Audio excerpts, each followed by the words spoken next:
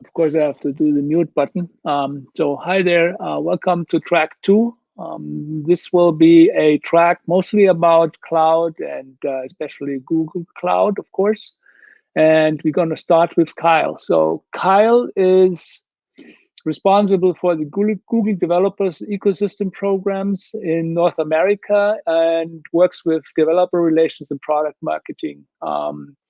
Before that, I actually know him from Google Developers Groups meetings, and he was an organizer there in Kansas City. And he also was a Google Developers expert and Angular and Google Assistant expert, as well as Firebase.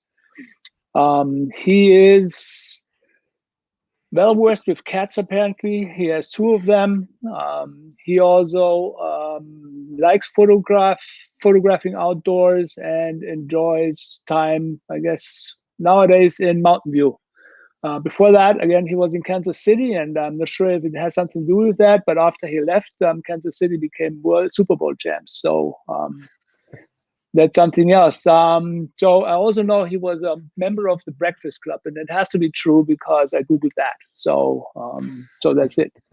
So today he will enlighten us about serverless applications with Firebase. So fire away.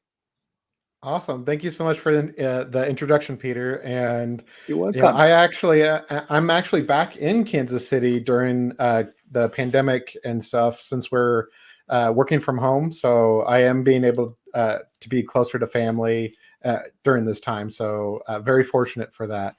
But excited to be here, excited to participate and help share knowledge about Firebase with the GDG Silicon Valley, as well as the globe, it appears. So I've been following along in the comments, and it seems like we have people tuning in from everywhere. So that's amazing. Very excited to have all of you here.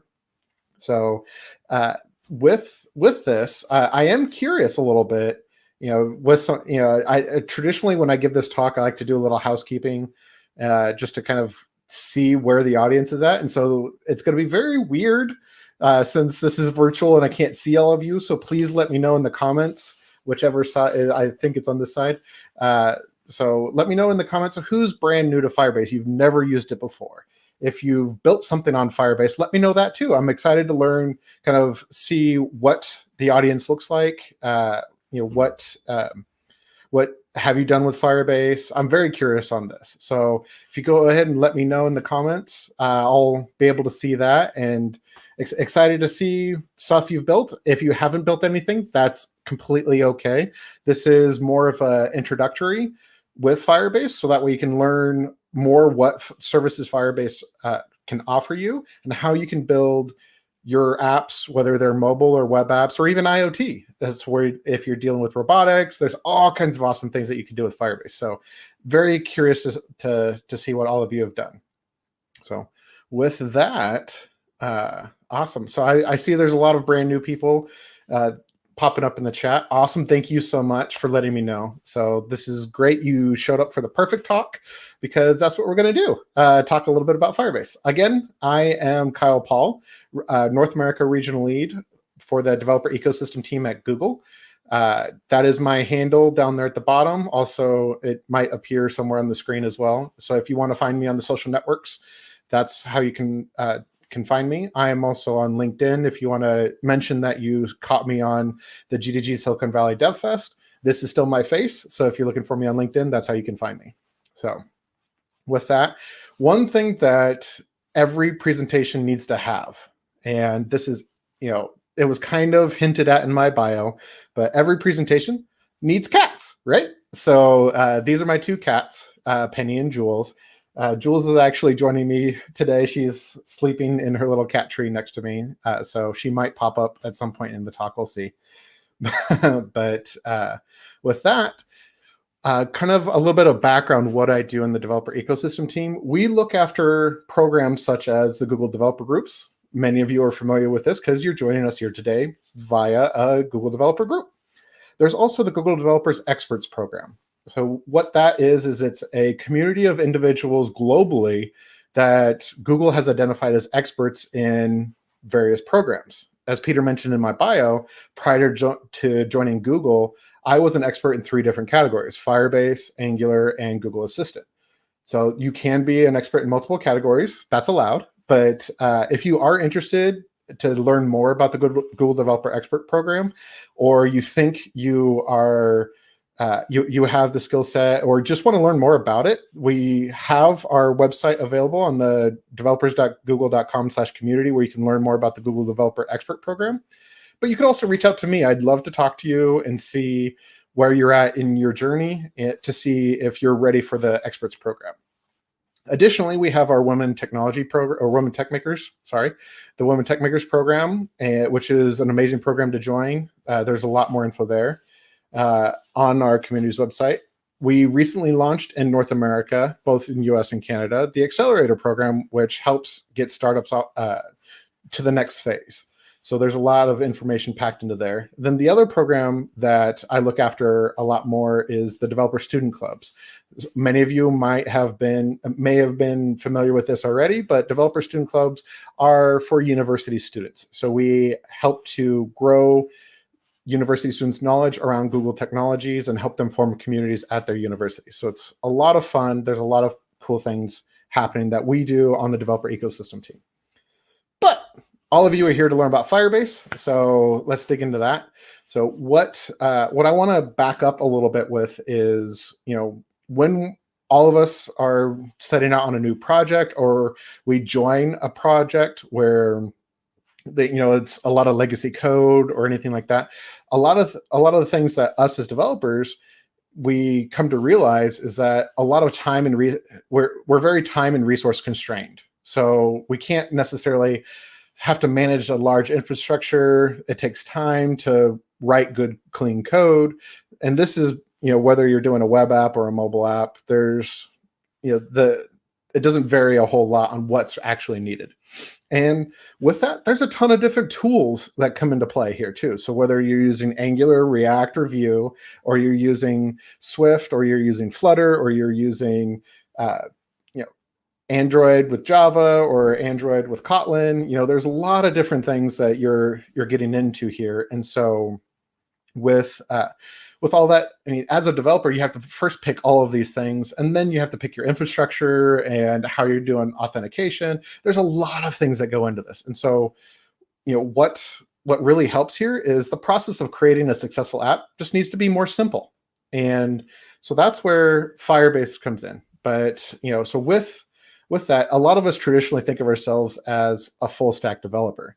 So obviously this chart is overly simplified here. So, when you hear the term a full stack developer, this is somebody who, looks at the database, the backend server, authentication, any API layers, as well as developing and designing the client side. So whether you're a solo developer, a small team, or enterprise level, you have some form of interaction and all of this stuff. And when you're dealing with all of this, that's a lot of different things as a developer to deal with. If you happen to be at an enterprise, you're going to obviously have multiple teams set up to structure for this, but maybe not. So that's where this is just kind of pointing out the problem is it's not that simple. It actually looks a lot more like this. So it's not just a single database that you're dealing with. You're dealing with multiple databases. You're dealing with multiple servers. And a lot of times you're dealing with a lot of third-party integrations as well. So there's just a lot as a developer that you have to overcome in how you're building everything together. that doesn't include the client side yet either. So there's a lot that happens when you're creating a mobile app or a web app. So the thing is, like, whenever you're building an app, it shouldn't be that complicated, right? So when it comes down to it, the user of your app, the customer of your app, doesn't care what you build it on.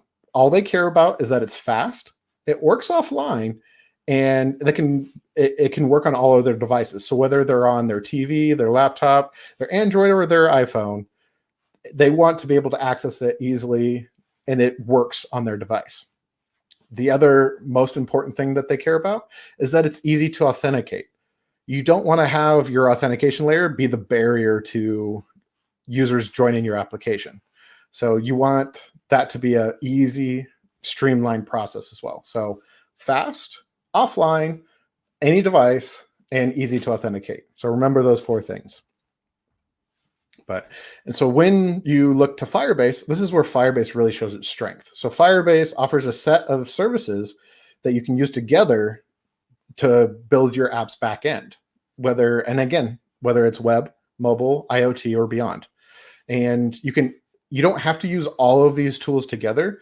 That's the beauty of Firebase, is that you can pick and choose which services that you want to use and integrate them into your application. You can only use one, such as like Firebase Authentication, and tie that into your app and not use anything else, for example. But mix and match depending on your needs. Some of you might be familiar with these brand names here on the screen. There's this plus a lot more that use Firebase in production. So if you are leery about Firebase in any way, shape, or form, look at these logos and know that Firebase is heavily trusted in production in large environments. So there's a lot here to as a selling point. If you happen to hear anybody like, oh, Firebase is just a prototype, I mean, I don't think these companies are using Firebase as a prototype. They're actually using this in production. So as I mentioned, there's a suite of different services that Firebase offers. There's 18 listed here on the screen that Firebase does. And they're kind of divided into develop and grow. And so as a developer, you look to these tools to develop your applications and help them scale. And then whenever you want to implement additional tools to help your app grow, gain adoption, there's those as well. But what we're going to look at is, I'm only going to dive into a little bit of what it takes to develop your app. So some key features and overview of those tools. So I have a few listed here. There's one more that's not in this slide. I haven't updated this one, sorry. But so we're going to look at the Realtime Database. We're also going to look at Cloud Firestore. Then we're going to look at Firebase Hosting, Firebase Authentication, Firebase Cloud Functions, and Firebase Cloud Storage. So to kick off first, we're going to look at the Realtime Database. So the Realtime Database is a cloud-hosted, no SQL JSON database. And what that means is as data is written to the Firebase database, data gets synchronized to all of your devices in milliseconds. And that kind of looks like this. So if you see the red line popping up to Firebase, and then the blue line symbolize it's instantly updating all the connected clients. And so what this means with real time as well is it gives you that real-time capability to build rich collaborative applications. So you see this update in real time. And one awesome feature that was launched last year was that we doubled the concurrent connections to 200,000 concurrent connections per second. And so what that means is, and the span of a 1 second time frame, you can have 200,000 users hit the app and instantly be updated at the same time. What happens to that 200,001th person that joins? Well, since it's within seconds, that if they happen to hit at that 1 second mark, it'll just fail gracefully. And if they refresh, they're going to get it at the end of the day still. So it doesn't necessarily lose anything, but generally per second, you're not going to have this many concurrent users, depending on your application, of course, but that's easy enough to look at. And as you scale your application, know that you can instantly update all of your clients everywhere. The next awesome feature, so I previously was talking about Realtime Database. This is Cloud Firestore, which is the second database offering from Firebase, which is also a no SQL style, but this is more document collection. So if you're familiar with, some of you might be familiar with more of the MongoDB style databases out there. So the Cloud Firestore is the same. It's document collection style, which allows you to easily store, sync, and query your data from your mobile and web apps at the global scale. And the awesome thing is that it ships with the mobile and web SDKs as part of it. So it's got a little bit more structure, a little bit more queryability, and it comes natively, it comes natively available to offline sync your data between iOS, Android, and web. So that's another awesome selling point here, is that it's native offline first for all three platforms. And then, as part of that, when I was talking about the structure of your database, it's the document collection style. So you can build these hierarchies to store different related data easily, so that way you can query it back out. So there are two main ways to query this data. And you either call the method to get the data, or there's a listener to receive data change events. And there's a lot more in the documentation here about that. But basically what happens is you receive a snapshot back of your data based on how you query it out. And you could do a lot more complex queries with Cloud Firestore than you can with the Realtime Database. We'll touch on that a little bit more later in this talk. But between the two, it really depends on your use case for which one you want to use. But that's what we're looking at here. This is easily one of my favorite features, services within Firebase. It's Firebase Authentication. So as most of us are familiar with when we're on our mobile devices or we're perusing things online, most applications require a user to sign in, right? And so what this is through that, this is where you're creating like an e-commerce site. So that way you can view order history and stuff like that. Or let's say you've created a food app, like application. So that way you see you have your billing information tied to your account. There's a lot of interesting things that applications use for authentication. And so like YouTube, all of you are viewing this on YouTube at the moment. And so YouTube can create a playlist history for you and stuff like that. So there's a lot of awesome use cases for authentication. And what Firebase Authentication enables you to do is you can still have your simple email password authentication. It integrates easily with the different social media sign-on stuff. So like Facebook, Twitter, GitHub. You just bring in your client ID and your secret key, store that in the Firebase console, and all you do is import the Firebase auth into your application. This way, your client ID and secret aren't exposed in your application. They're safely and securely stored in the Firebase console. So that way, your application stays even more safe and secure without having to expose any of that in your application. So it just adds that extra security layer in here. You can also, if you happen to be at a company with a legacy system or anything like that that has a homegrown authentication system, you can easily integrate that into Firebase using the API and admin SDK that's available as well. Of course, there's also the phone number authentication that a lot of apps have turned to these days as well. So Firebase also supports the phone number login as well. Then this is my favorite feature of Firebase. It's the Firebase Cloud Functions. So this was announced back in 2017 that with Firebase Cloud Functions, it's essentially you're running mini applications in the cloud without needing to spin up your own servers or anything like that. So this is true serverless happening right here. And so all you do is you build your Firebase Cloud Functions as little server-side executions. So this helps handle and remove all the weight from your client-side app. So instead of having to process anything within an Android app or process anything on the client side of a web app, you just offload that to the Firebase Cloud Function, and it handles it for you. And it could be all kinds of different things, whether it's listening for analytics events based on how many users are currently logged in, any updates to the databases. There's handling things post authentication. There's all kinds of different things that you can offload into a cloud function. That way it helps keep the client side faster with less code. all of the Firebase Cloud Functions are on an event-driven execution model, so they have to be triggered in some form. And that could be as simple as an HTTPS trigger, or it does also listen to any events. So if you're using, as I was talking about, the Firebase databases, whether it's Realtime or Firestore, if you're using anything within the storage, there's all kinds of things that any triggers that happen, any event-driven things that happen, the Firebase Cloud Functions can listen to those events and automatically handle that based on what you write. So with that, as of last year, we announced the Firebase extensions. So Firebase extensions are pre-built Firebase Cloud Functions for you to go ahead and enable within your applications. And these are pre-packaged solutions to save you the time.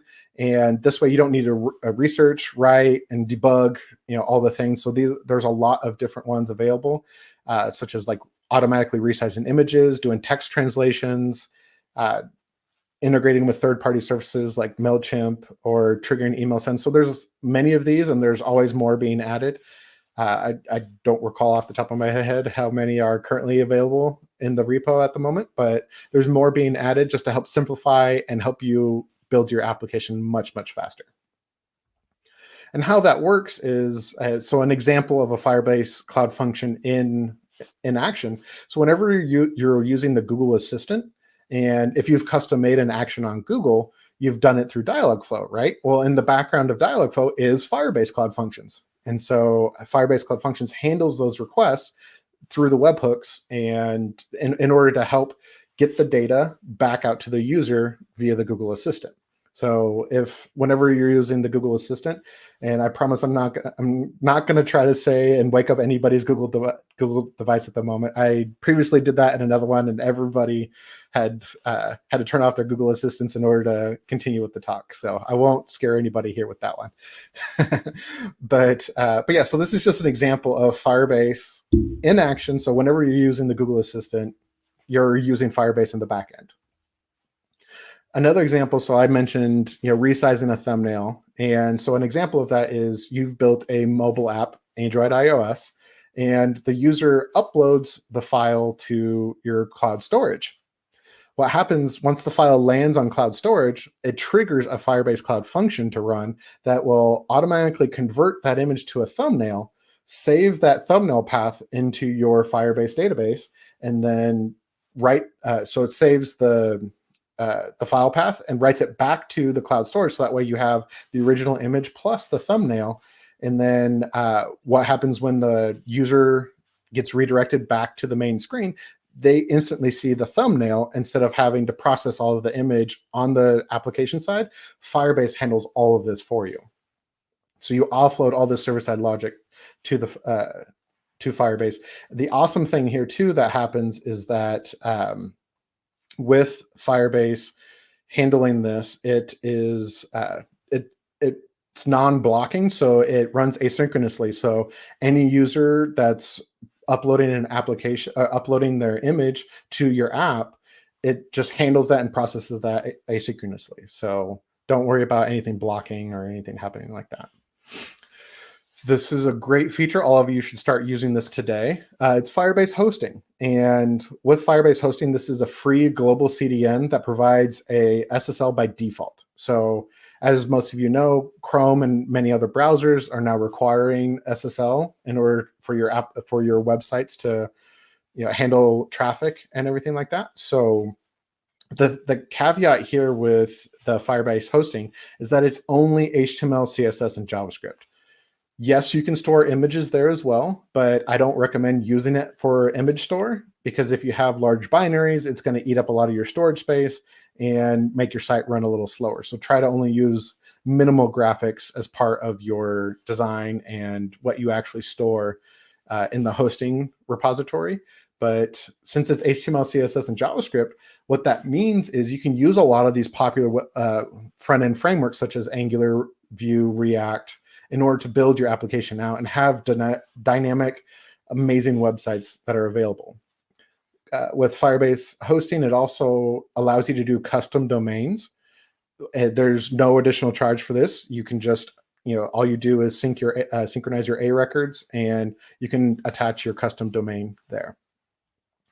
As I was previously talking about the Firebase Cloud Functions, you can integrate your Cloud Functions into how you operate with your hosting, so that way it can allow you to build more dynamic pages easily. And so that way, whenever you're trying to update anything, your Firebase Cloud Functions can update what you have hosted very seamlessly. And it kind of, this way you can use, the popular front-end frameworks like I was talking about, or you can just manage it all via JavaScript and have Firebase Cloud Functions help you out there. With the hosting, like I was talking about, it's a global CDN, and everything's stored on SSDs at our data centers. And so with all of this edge caching that happens, all of your users globally instantly have access to your website. So, and this is, again, a free global CDN with SSL included. So why aren't you using it yet? I don't know. Let's get after it. But so with all of that, I do have some demos later on, and this will be a fun test. I know there might be some latency issues and whatnot, because I know there is a little bit of delay with the stream, so we'll see how this all works. But the other feature I wanted to dive into today too is the Firebase Cloud Storage.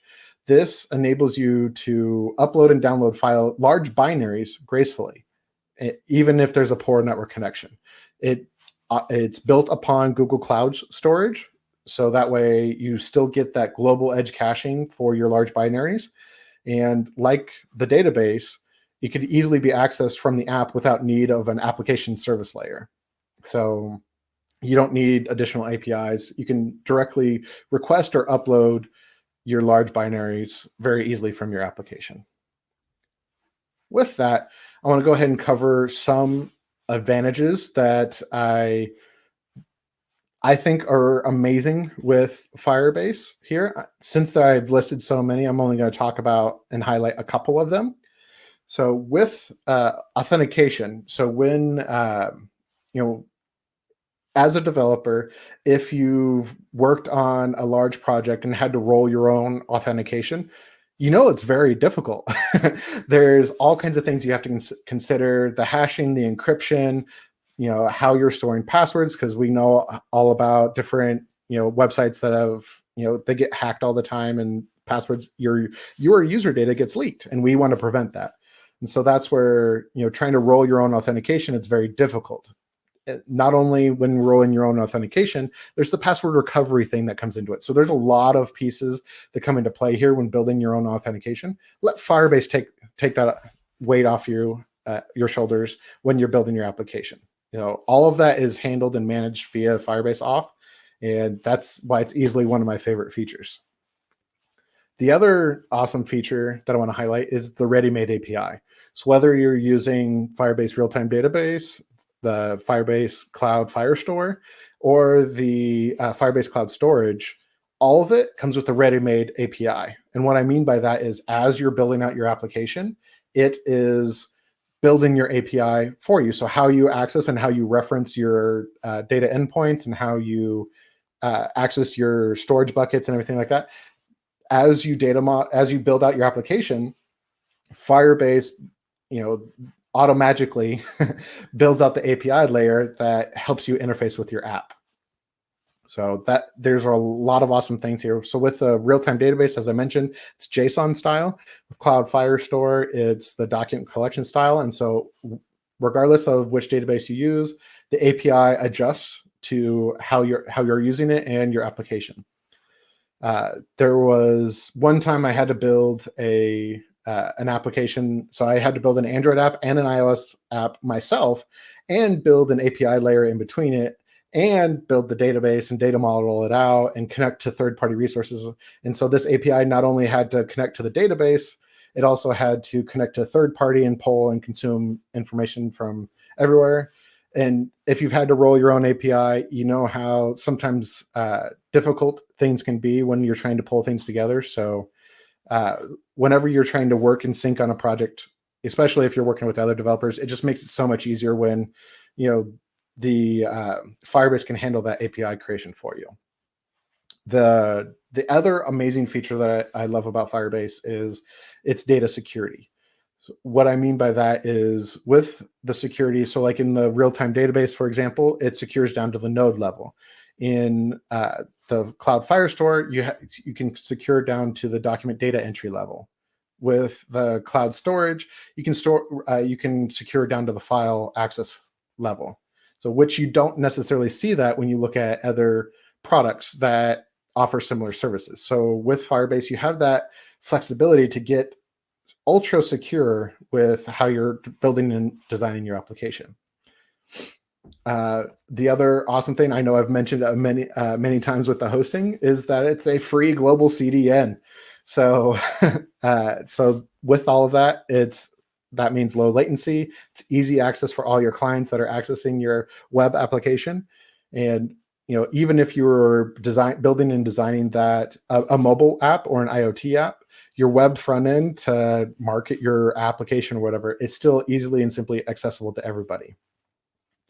And the last thing I wanted to point out here too is being that Firebase is a serverless solution with many different, the 18 different services at the moment that that we're looking at, there is no infrastructure. So there's no servers to manage. You don't have to select how many CPUs, how many GPUs, what the bandwidth thresholds are, what you don't have to deal with any ISP issues that's connecting to the server and wherever your server farm happens to be hosted. So all of that is managed for you and scales up and automatically scales down based on your application's usage. So, I mean, as a developer, there's lots of easy access here for building and launching your app very quickly because there's no infrastructure barriers that you have to crawl through. With that, I also want to cover some disadvantages. So yes, as with any tool, there's going to be some highs and some lows. And so some of these are just barriers to entry. But I felt they're still worth mentioning. So that way they're not, these were some gotchas that I came across as in my however many years I've been using Firebase. And so I want to share those with you. So that way you can you'll learn from me and what I learned about using Firebase as well.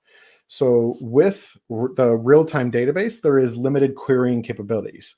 And what I mean by that is if you come from a traditional SQL background, you know how you can do the joining of tables. There's left, there's right, there's outer, there's inner. There's lots of different ways that you can query your data.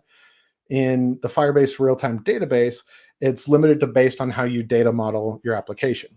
And so that's where there's some tricks and gotchas. So you can't, it's difficult on how you want to bring all that data together. The querying capabilities of the Cloud Firestore are much more advanced and much more, allows you to do much more complex queries. But again, it's different. So the other thing, as in the next bullet I have here is it is no SQL. And if you aren't familiar with NoSQL yet, that's where there's going to be a little bit of a learning curve because it's a different methodology when you're approaching it. Because I know that was one of the things that I had to overcome because I came from a traditional structured SQL data model. Like the data model has to be designed with all the tables, the database, relationships, all that prior to building out the application. So with NoSQL, you don't necessarily have to have that massive structure in place before you start building your application. And so, and with NoSQL, there's not going to be those relationships that happen between your tables and everything because there are no tables. So with all of that, so these are things as gotchas. So as I mentioned, the real-time database is all JSON structured. And so you have different nodes, different hierarchies that happen there. And so you can scale wide or tall on that one. And then with the Cloud Firestore database, it's a document collection style. So you can have many collections, many documents within collections, and then documents can have collections and documents of their own. So there's a lot more structure that can happen and flexibility and scalability within your app than traditional SQL style. So these are things to kind of keep in mind as gotchas for that. And then I mentioned with how secure your application can be, there are a lot of there's a steep learning curve for how the security rules are done, because they are a lot more, you can get more granular and they're a lot more complex than traditional security rules. So if you're familiar with like IAM controls, or you're familiar with traditional SQL style, security for tables and stuff like that, this gets a lot more granular and a lot more complex. So while they can keep your application very secure, there is a little bit of a learning curve here to know how you did it right. So definitely, when you're looking to launch your application, make sure you've thoroughly gone through the security rules for this and review the Firebase documentation. It covers a lot here on how to do pretty much anything with securing your app. So make sure you've gone through the documentation. And of course, Stack Overflow has a lot of great examples on how to handle different scenarios when securing your data. So make sure to check on that. And this is kind of a disadvantage. As with any tool that Google provides, you have to have the Google login in order to access the console and manage your tools and services that Firebase provides. So if you are perusing online, there are some developers that have complained that they can't just use Firebase. They have to have a Google login in order to use it. Or if you're coming from an enterprise, you can't just have it on-prem and any of that. So since it's a serverless solution, it's a cloud solution.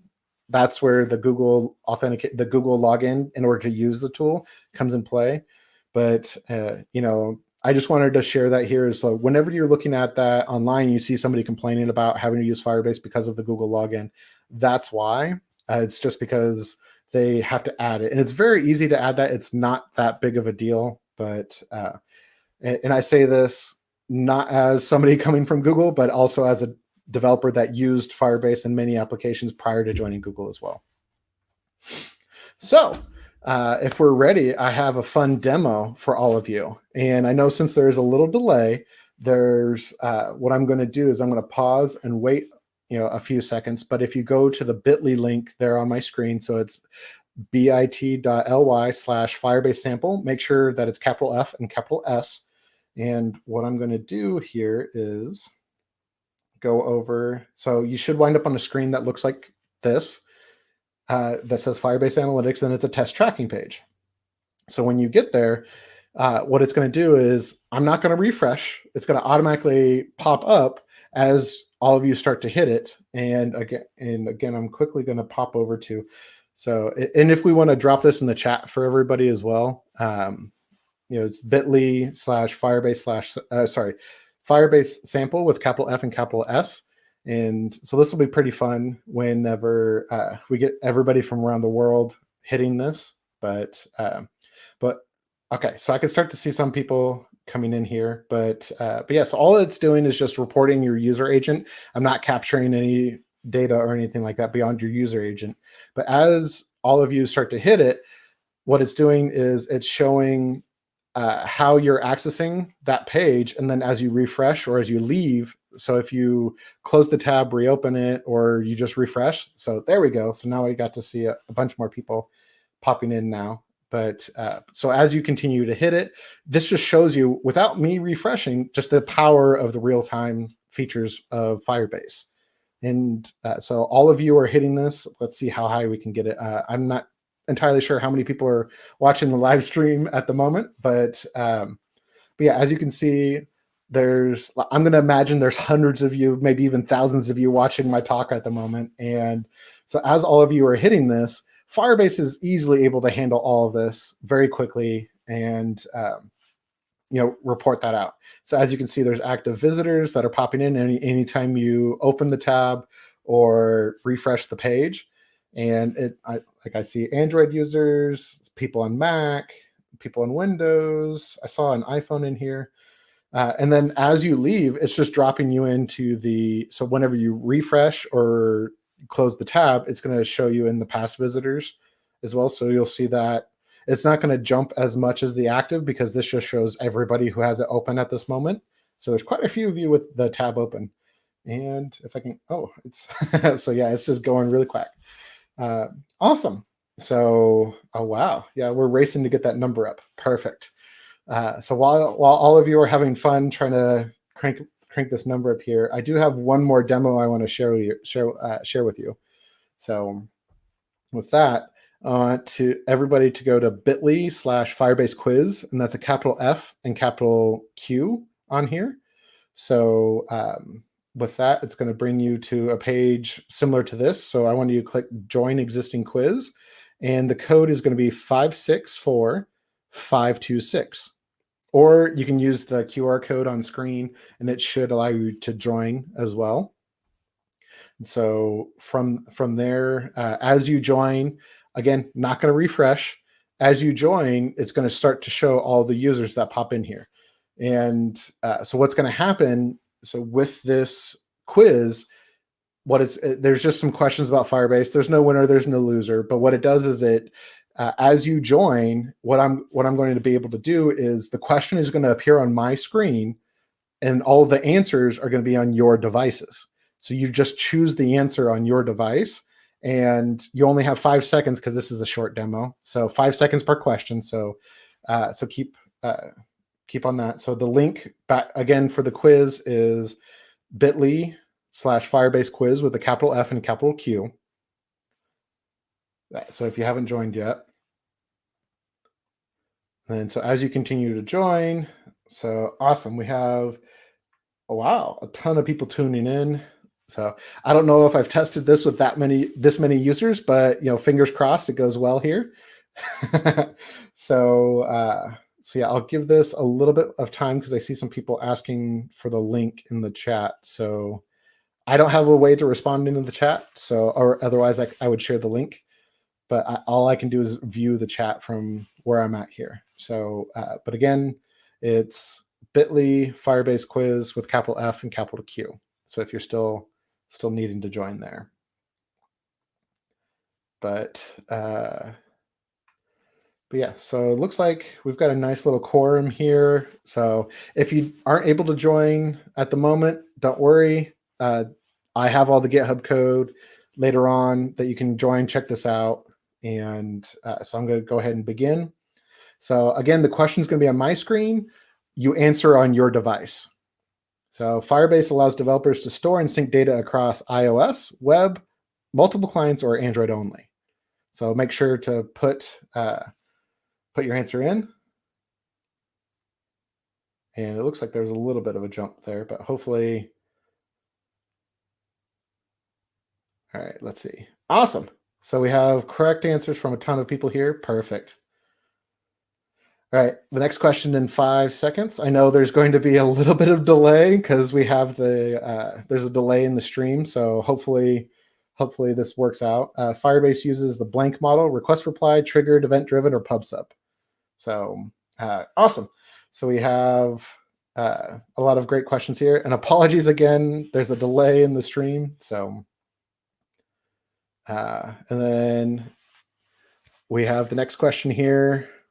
What is a service that Firebase does not offer? Is that database, Firebase email, hosting, or Firebase authentication?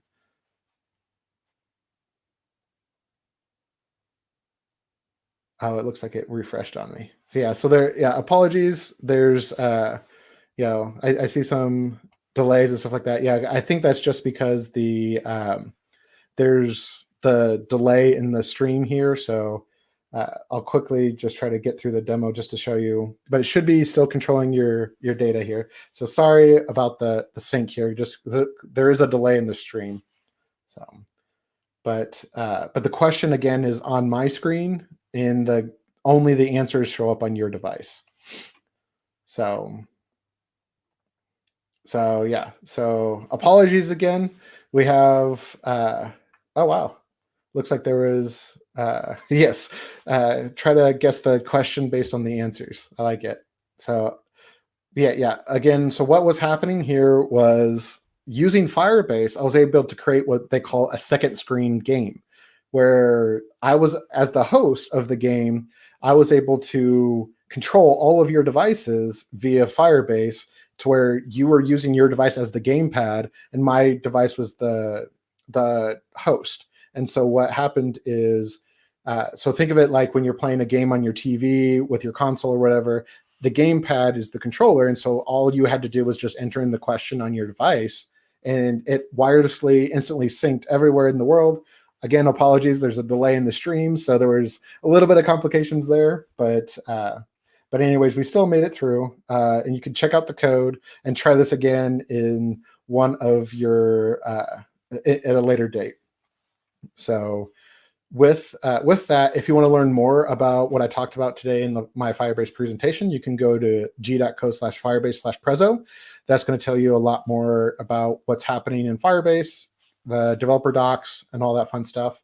If you want to see more code labs on how to do integrate with the different things that I talked about, like Firebase authentication, storage, and the databases, you can go to g.co/codelab/prezo. There you'll be able to see how to build an Android application, iOS, Angular, vanilla JavaScript. There's all kinds of different tools that you can do here with through the code labs to show you how to integrate and create these, add these to your application. So with that, that's Firebase. It's a set of tools and services to help you build high quality apps to grow your user base and earn money. Firebase covers the essentials so that you can focus on your users and launching your application rather than spending the time on the infrastructure. And so with that, again, I am Kyle Paul. You can find me on the socials with _Kyle Paul. And then the lower one is my GitHub. So if you search for that on GitHub, that's where you can see all the other tools that I've done, including like the quiz game, the Firebase Analytics trick demo that I had, and stuff like that. So as you peruse my GitHub, that's where you'll find all my Firebase code and other tools that I've built. So with that, thank you so much for joining my talk. I believe, I know there was a ton of different things flowing in here. So if you have any questions, depending on time, I'll leave that up to Peter. Yeah, so unfortunately, we don't have time for questions, but I would hope that you guys who had questions, and I had a few, and maybe I send them over to Kyle. So you either can go to the YouTube channel and check out if you find those questions and then answer them directly, or maybe you can contact Paul with his Twitter handle or right on GitHub. Exactly. Here, so I think that's what you should do. Yeah, find me on Twitter or LinkedIn if you want to ask your questions, or create issues on Twitter, on GitHub. So on GitHub, so create issues there, and then he has to answer them. Right? Yes, do my issues on GitHub. So thank you so much for having me. All right, thank you, Kyle. So next up is Nathen. Nathen, I know since he was working at a company called OpsCode. I met him not long time ago, but some time ago at a conference in San Francisco, and I even have a picture to show that because there's a picture with me and Nathen, the farmer. So I think that was one of the things I did. Not sure what he did afterwards with OpsCode. Actually, I do. The company changed its name and became Chef. So that became very, very big. And the main thing I remember from that one, because I worked with a friend of many projects, and he actually introduced me to Chef at that time, idempotency. It stuck with me forever now. So it's kind of like I probably put it on my gravestone or something like that. So now, after his stint at Chef, he moved on and became a Google Cloud Developer Advocate at Google. And Google can be very happy about that. Thank you. And giving the screen to Nathen now. Okay, take care. Hey, thank you so much, Peter. And it's good to see you again. And hello, everyone. Thank you for having me today at DevFest. I hope that your morning is going really well. And I am ready to share with you an introduction to SRE, or Site Reliability Engineering. So as Peter mentioned, my name is Nathen Harvey. I've put up my Twitter handle there. You can certainly reach out to me on Twitter with any questions that you have after this conversation or after this presentation today. And of course, there's a place where you can ask questions in the comments. And if we have time at the end, I'd be happy to answer some of those questions. So first, I want to congratulate you. You have built and are now running a service that your customers care about. Your customers are coming to your service day by day, every single hour. You're getting more and more customers. Maybe you're selling something online and you're seeing your sales just go through the roof. This is great. Everything is going well. Our developers are happy. Our operators are happy. Our customers are happy. Life is good. Oh, expletive. Something bad just happened. What happened with the site? The site has gone down. What are we going to do? Well, how did you find out? How did you know that the site went down? How did you know to shout out that expletive? What was the impact to your users when the site went down? How were they impacted? Were they unable to buy things, or were they completely unable to access the application that you built? And importantly, how did your organization respond to this outage? What happened? Well, some of these questions are the realm of site reliability engineering, or SRE. And this is what we want to talk about today, the practice of bringing better reliability to the applications and services that you're responsible for building and running. So let's jump right in with an explanation of site reliability engineering, or SRE.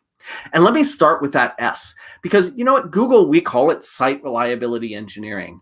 But across the community and in many different organizations, that S, site, maybe doesn't make sense.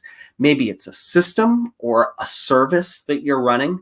So generally, think of it as SRE. It might be a site that you're running, some system that you're running, some service that you're providing. Either way, SRE is a set of principles and practices that have been developed over the past decade or more. We use these principles and practices within Google, and we find that it works quite well for us and for many of our customers. And in fact, there's now a global community of SREs. Actually, just next week, SRECon is happening. That's another online conference that you might want to check out.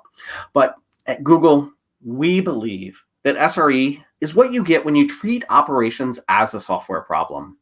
Our mission is to protect, provide for, and progress. Uh-oh, my Google is talking to me. And progress software and systems with an ever-watchful eye on their latency, performance, and capacity. SRE itself is founded on 3 key principles, and I want to walk you through those 3 key principles today. The first principle of SRE is that the most important feature of any system is its reliability. So is reliability a feature? Is it actually a feature? It most certainly is. Let me tell you about a recent journey I've been on. My family needs a new car. And my first choice was this super rad sports car. I looked at this and I thought, wow, that is the car for me and my family. But when I checked into consumer reports, it said that it had a reliability score was very, very low, particularly for this model. And that's going to be a problem because, as I mentioned, I'm shopping for a family car. I need the whole family to come along. So I went out and I bought this super rad hatchback. But look, this is a very reliable car. I chose to prioritize reliability. Reliability is important to your customers, and it takes work to create. It is a feature. It's a feature that informs their choice of what products or services they're going to use. It is absolutely a feature, and SREs prioritize reliability as the most important feature. Maybe your team should too. That brings us to our second principle of SRE, which is that our monitoring does not decide our reliability. Our users do. It is very easy to get and measure reliability and get signals from all over our sites, our services that we're running. So let's talk about measuring reliability. We want to have high reliability. To achieve high reliability, we have to measure it. We need to know what it is. So here are some things that we like to measure to see just how reliable is our service. Well, first, when I think about my running service, the first thing I think of is my CPU utilization. How utilized are those CPUs? Do I have enough CPUs serving my customers? Maybe I have too few. Maybe I have too many, and I can remove some of those CPUs. Also, what about ping response? Is the site responding fast? Let's ping those servers and see how it's going. Also, what about my disk? Am I getting information from the disk fast enough? Have you ever in your life said, I will only shop at a store that consistently keeps their CPU at 92% or lower? No, of course you haven't. Nobody's ever said that, because that's not how users experience a service. But if you've ever carried a pager, and I definitely have you ever been woken up in the middle of the night because Nagios was alerting you to a CPU spike? I certainly have, and pretty much every time, false alarm. Yes, the CPU is high, but no, the application isn't being affected. The customers don't feel it. Maybe there's some garbage collection happening or some automated backup. Who cares? I don't care, and I'm tired. I don't want to think about this right now. So, what should I do? Well, it was actually pretty easy. I just started sending those CPU alerts straight to the trash. Off to dev null with you, CPU alerts. Doesn't matter. But the purpose of our technology is to fill some need for some person somewhere. If our system doesn't fulfill that need, then it's not working. And we're not going to convince our customers that it is. So in order to understand our users and experience of reliability, we need to share a definition. And first, we need to define what a user is, or who a user is. SRE takes a truly user-centric approach to the operation of our services and of our sites. So let's define that user. Some people do make a distinction between a user and a customer. Me, I pretty much use them interchangeably. A user is the person whose experience of a service or product matters to the success of the business. The most obvious version of this is an end user, like an e-commerce shopper. That person decides every single time whether to use your service or not. And their experience, an experience that includes reliability or lack thereof, is going to inform whether they choose to use it again next time. That certainly matters to the business. Other cases, like internal users, might be harder to figure out, but there's always a user somewhere. We have to know who that user is. Because once we know who that user is, we can start to define reliability. So how do our users define the usability or reliability for our application? How do they define our application itself? This application is made up of 163 different microservices. Do you think your users care? They certainly don't. I'm sorry. So what does the service mean to them? And how do they get value from it? Well, when we talk about this, we use a tool called Critical User Journeys, or CUJ. A CUJ is the combination of a critical goal and the journey of tasks a user undertakes to achieve that goal. As a user accomplishes each task, they get closer and closer and closer to achieving that goal. Now, you might be familiar with this style of talking about CUJs. Maybe you've written cards or stories like this. As a blank, I want to do something so that blah, blah, blah, blah. Well, let's put that into a real concrete example here. So maybe we have a simple photo sharing service. As a proud father, which I am, I want to send pictures of my kids to my entire family. So I select my favorites and I upload them to the web, and then I share them with my contacts. This is a critical user journey. This critical user journey, you see, has a number of different tasks to it. As that user, I have to select my favorites, I have to upload them, and I have to share them. So we really need to think about, this is how our user thinks about the service. This is what it means for that service to be working. I can upload the pictures. I can share them with my friends. There's another step also. My friends or my family can actually view those pictures once they've been uploaded. So when we talk about measuring reliability in SRE terms, we use two very specific pieces of information: SLIs and SLOs. These are core to the vocabulary of SRE. So SLI is a service level indicator. It is a metric. It's a measurable quantity that defines or reflects the user's experience. The SLI tells us how reliable our system is, as perceived by the users. What percentage of uploads are successful? So every time I try to upload a picture, how often, what percentage of those uploads actually work successfully? From an SLI, we can then start to generate or define SLOs, or service level objectives. This is the target that we're aiming to achieve for that particular service level indicator. So the SLI is an observation of our performance, and the SLO is our assertion of what our users need us to deliver. All right, so that's our second principle. Monitoring doesn't decide our reliability, our customers do. And taking a user-centric approach to reliability requires that we understand who they are and what they expect from our service. And we're going to need tools like SLIs and SLOs to measure how well we are meeting their expectations. That brings us to our third principle of SRE, which is that meeting our reliability goals requires well-engineered software. If we don't have well-engineered software, we cannot expect to meet those reliability goals. But of course, we've learned and we know that great software isn't enough. To meet our goals, our promises, we need operations that are aligned around meeting those goals. And beyond that, we need business practices that empower both of these teams.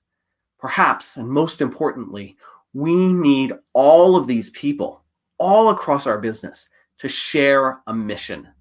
And for that, we need shared language because we're going to argue. And it's always best to argue effectively. SRE helps us argue effectively by giving us language. It helps us move away from making decisions by shouting louder than everyone else. It gives us that language that we need to work together. It gives us a principled way to argue about the desired reliability of a service. What are we going to promise? And to whom? How do we define what good means in the context of a service? And just how much good do we need? Or more importantly, how much good do our customers need?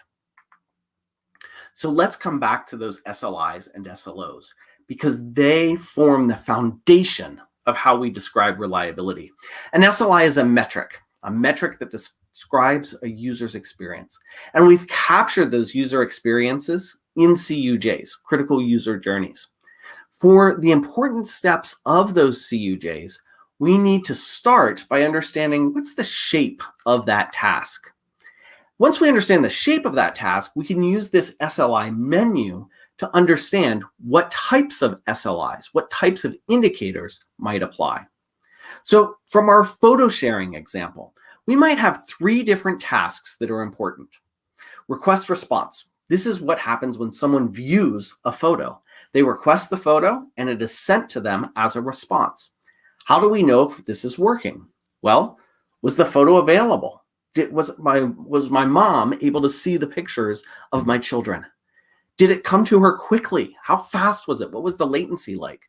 And most importantly, when I shared the picture of my children with my mother, when she looked at that picture, did she see my children or did she see someone else's children? Was it the photo that she expected? Was it correct? So in that request response transaction type, we can look at indicators like availability. Is it working? Latency. Is it fast? And quality. Did we get the response that we expected to get? Now, in this same service, we might have data processing that happens. For example, when I upload my picture, maybe the service creates a bunch of different copies of that picture. One that's a thumbnail, one that's sort of a medium size, and of course, there's the full size version that I uploaded.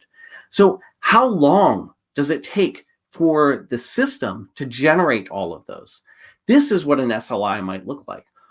Was the thumbnail of the correct size? Does it include the entirety of the picture, just a lot smaller?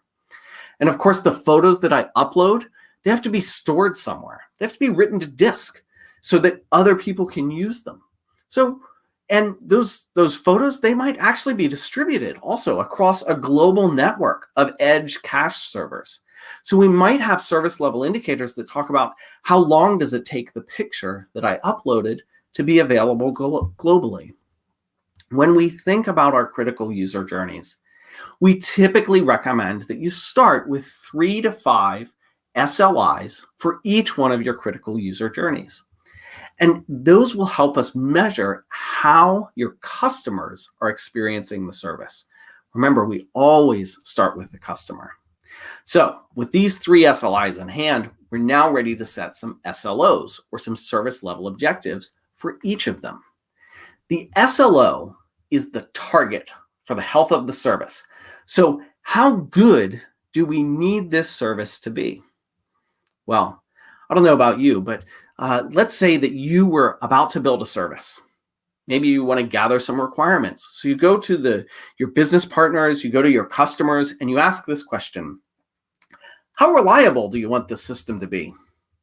Well, I don't know about you, but anyone who I ask that question to, a typical response I hear is, well, Nathan, I want the system to be all of the reliable, 100%. In fact, I believe in you. You're a great admin. You're a great operator. I have such strong belief in your capabilities.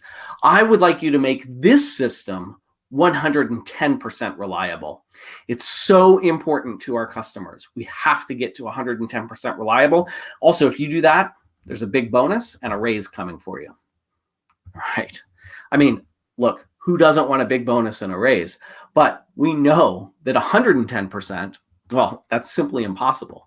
But even 100% is the wrong reliability target for basically everything. Why do you think that is? Well, some of the reasons are that, quite frankly, it can't be achieved.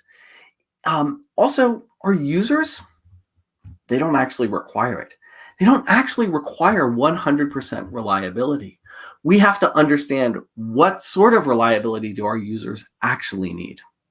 And also, one of the challenges with chasing 100% reliability is that we're going to end up spending all of our time and capacity on just that, when our time could be better spent delivering new value to our customers, new features, better capabilities, something along those lines. So instead of asking, how reliable do you want this system to be? Here's the question I prefer to ask. When do we need to make this system more reliable? Under what circumstances do we need to improve the reliability of this service? And a good guide for the answer is that we need to make this service more reliable just before our users stop using it or otherwise become unhappy with the service. Of course, we want to keep our users happy and we want them to continue using the service. So if we've noticed that they've stopped or changed their behavior in some other negative way, it's time, actually, maybe it's past time, that we make this system more reliable. So we set our SLOs to a level that should keep a typical customer happy. We don't want to overexceed that too much. We want to find out, what does a typical customer need in order to be happy with this service, in order to continue using this service, in order to help us meet our business objectives while the customer is meeting their goals. Let's find that sweet spot. And there's a difference here. The space between our objective and 100%, that little space in the middle, we call that our error budget. Because targeting less than 100% reliability also implies that we are targeting more than 0% unreliability. So, for example, if a service has an SLO, a service level objective, of 99.9, it has a 0.1% error budget. That means that if this service receives 1 billion queries a month, we have 1 million errors that we can spend. But how do you spend an error? That's a weird question, right? How do you spend an error? Well, the error budget This is a communication framework. In fact, SLIs, SLOs, error budgets, they all allow us to speak the same language of reliability. All of us, the SREs, the devs, the dev leads, the product managers, and even the business. We all want to deliver concepts to market as fast as possible while meeting our reliability goals. So the error budget becomes a communication framework that we can use to make prioritization decisions. We have a finite capacity for work. How and where should we deploy that capacity? How and when should we revisit those prioritization decisions? So we can use the error budget to help guide that. We can look at our error budget and say, whoa, we have overspent our error budget. We're drawing too many errors. We're not reliable. We need, as a team, as an organization, we need to pause and focus on the things that will make the system more reliable. At the same time, if we look at our error budget and find that we have an excess, we're swimming in available errors. This is bad too. Why is this bad? Well, it's bad because it means we probably aren't moving fast enough. We could be moving faster. We could be learning more from the system. We could be pushing features out faster, maybe even taking on some additional risk. We have the allowance. We have the budget available to take on some additional risk so that we can better serve our customers. One thing that we know about our customers, the thing that keeps a customer happy today is not enough to keep them happy a month from now or 3 months from now. We, as we're building our services, need to continually strive to provide more for our customers, better features, better understanding of who they are. So when we find that we have an excess of error budget remaining, that's a bad signal. We should move faster. Let's take on some more risk. Let's run some more experiences. But if we're out of budget, also a bad signal. Let's maybe slow down our feature releases and focus on things that will make the system more reliable.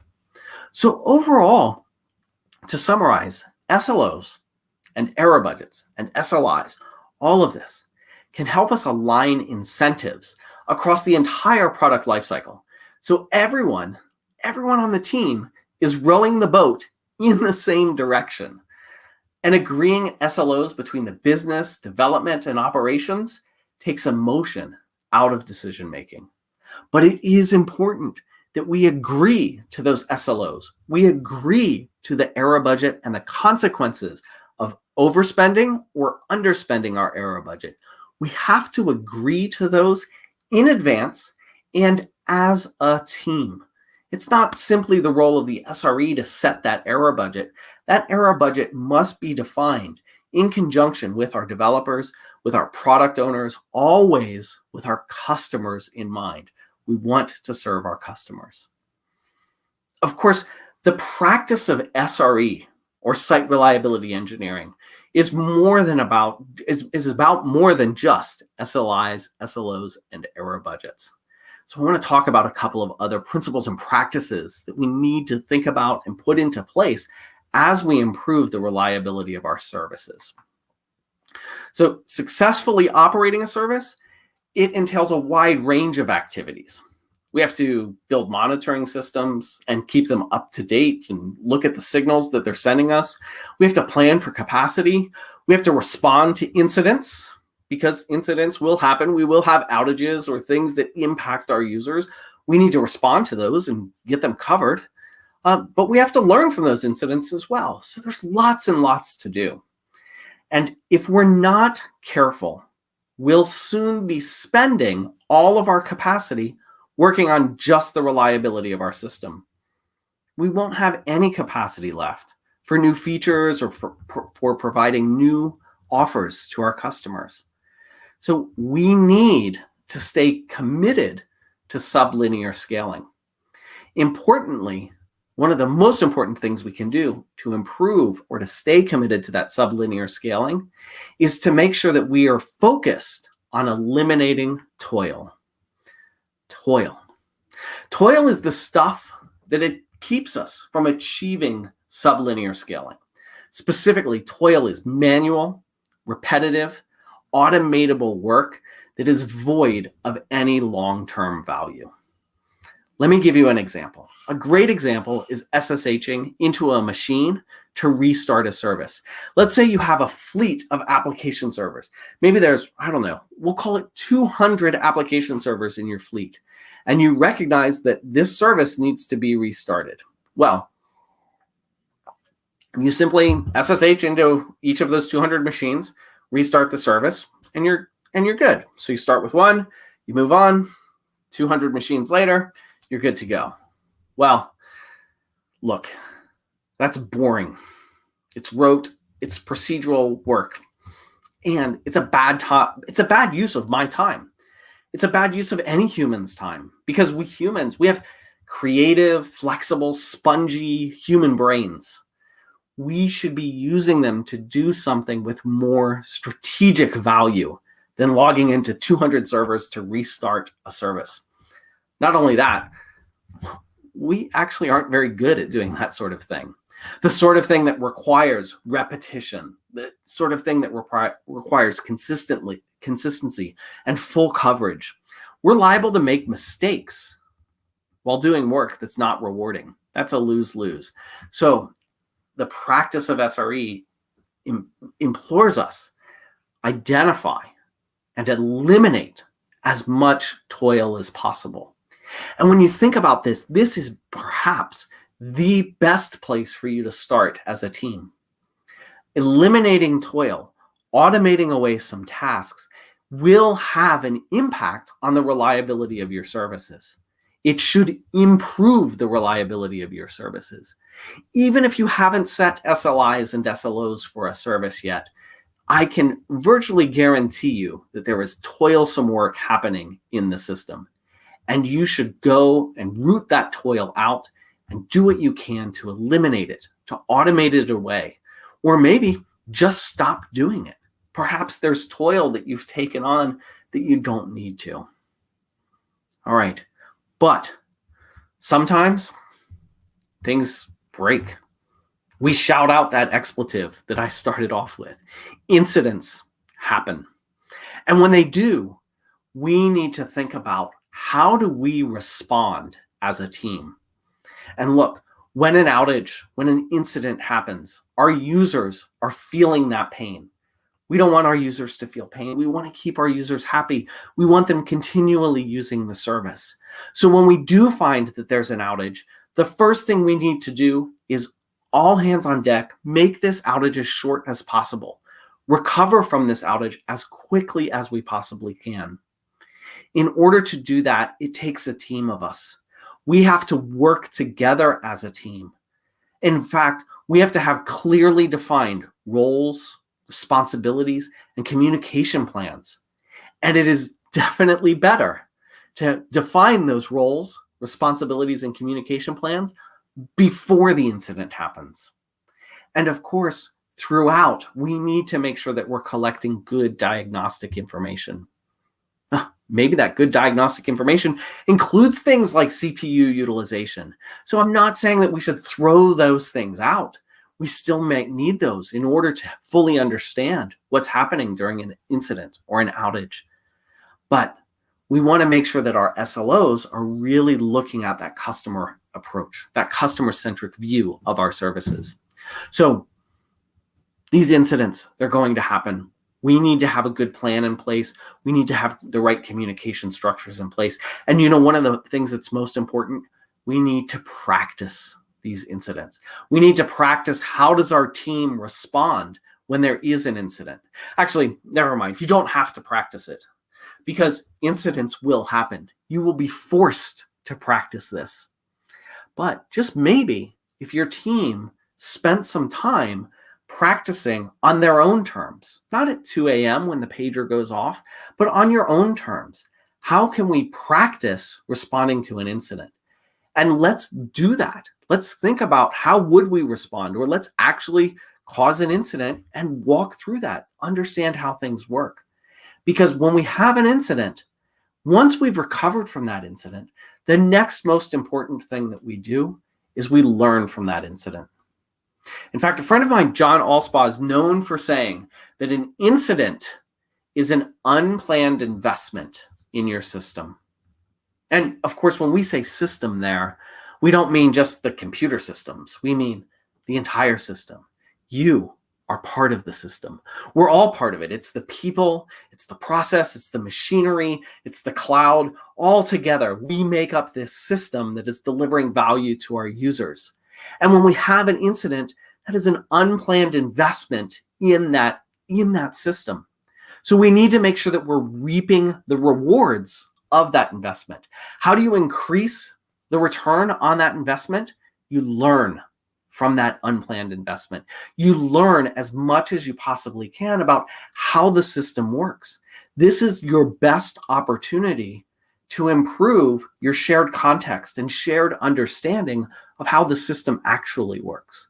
When you get together in a room and talk about what happened, talk about how the system is expected to behave, you might be surprised how the various people, the various roles in your organization think differently, have different expectations about the very same system that they all work on together every single day. By getting together and talking about that, we build a better shared context and a better shared understanding of how that system works. So after an incident, we invest the time to learn from that incident. We hold a post-incident review or a post-mortem or an after-action learning, after-action retrospective. It doesn't matter what you call them. What matters is that they are blameless. We aren't here to figure out who should we fire. We're here to figure out what can we learn. What can we learn from this incident or outage? What has the system taught us? We should focus on the process, focus on the technology. Are there technology changes that we can make? Are there process changes that we can make to create a more safe system? And of course, create bugs for all of that follow-up work. In fact, when you find that you're running out of error budget, when you need to prioritize reliability, you've got a ready-made list of actions that you can take to improve the reliability of your system. But here's another good thing. We don't have to wait for an incident to help us learn about how our system works. You should hold regular reliability retrospectives or operational reviews. How is this system actually performing in production? How is it doing for our customers? Get together with everyone on the team, with the operators, with the SREs, with the devs, the dev leads, the product, the business. Does this service have SLOs that are aligned with customer expectations? What alerts have we received? Let's take a look at those. When did we interrupt someone's regular work? When did we page someone? How many of those pages were actionable? Are there any patterns that we've found here? Can we eliminate some of those pages? Can we eliminate some of those failure instances with engineering work? Let's make that investment. And what toil can be eliminated? And looking at our error budget, what work should we prioritize? What should we work on next? Having a regular cadence for reliability retrospectives or operational reviews. And in these reviews, in these retrospectives, inviting everyone that's responsible for that service to come along, we can start to build this idea of better reliability, of prioritizing reliability as the number one feature for our systems, for our services. This is really, really powerful. And we can start doing this today. You don't need any new tools. You don't need to change any of your monitoring to start asking some of these questions. All right. Remember our third principle where I mentioned how we need a well-engineered business? Tools, technology, super important to that business. But we cannot ignore the people in the system. So let's take a bit of time to talk about culture and the ways that we can measure and improve organizational culture. That's right, I said we can measure culture because, look, I'm an engineer. I want data. I want a measurement so that I can make a change and see, have I impacted that measurement? Did things get better after I made a change, or did they get worse? Did those changes drive to the expected outcome that I have? Okay, so as we think about culture, one way to think about it is to think about your organization. If something were to break in your systems, sorry. We've all been doing this long enough, and I said this earlier, no matter how hard we try to prevent it, things will break. So when something breaks, how do people on the team respond? How does the organization respond to failure?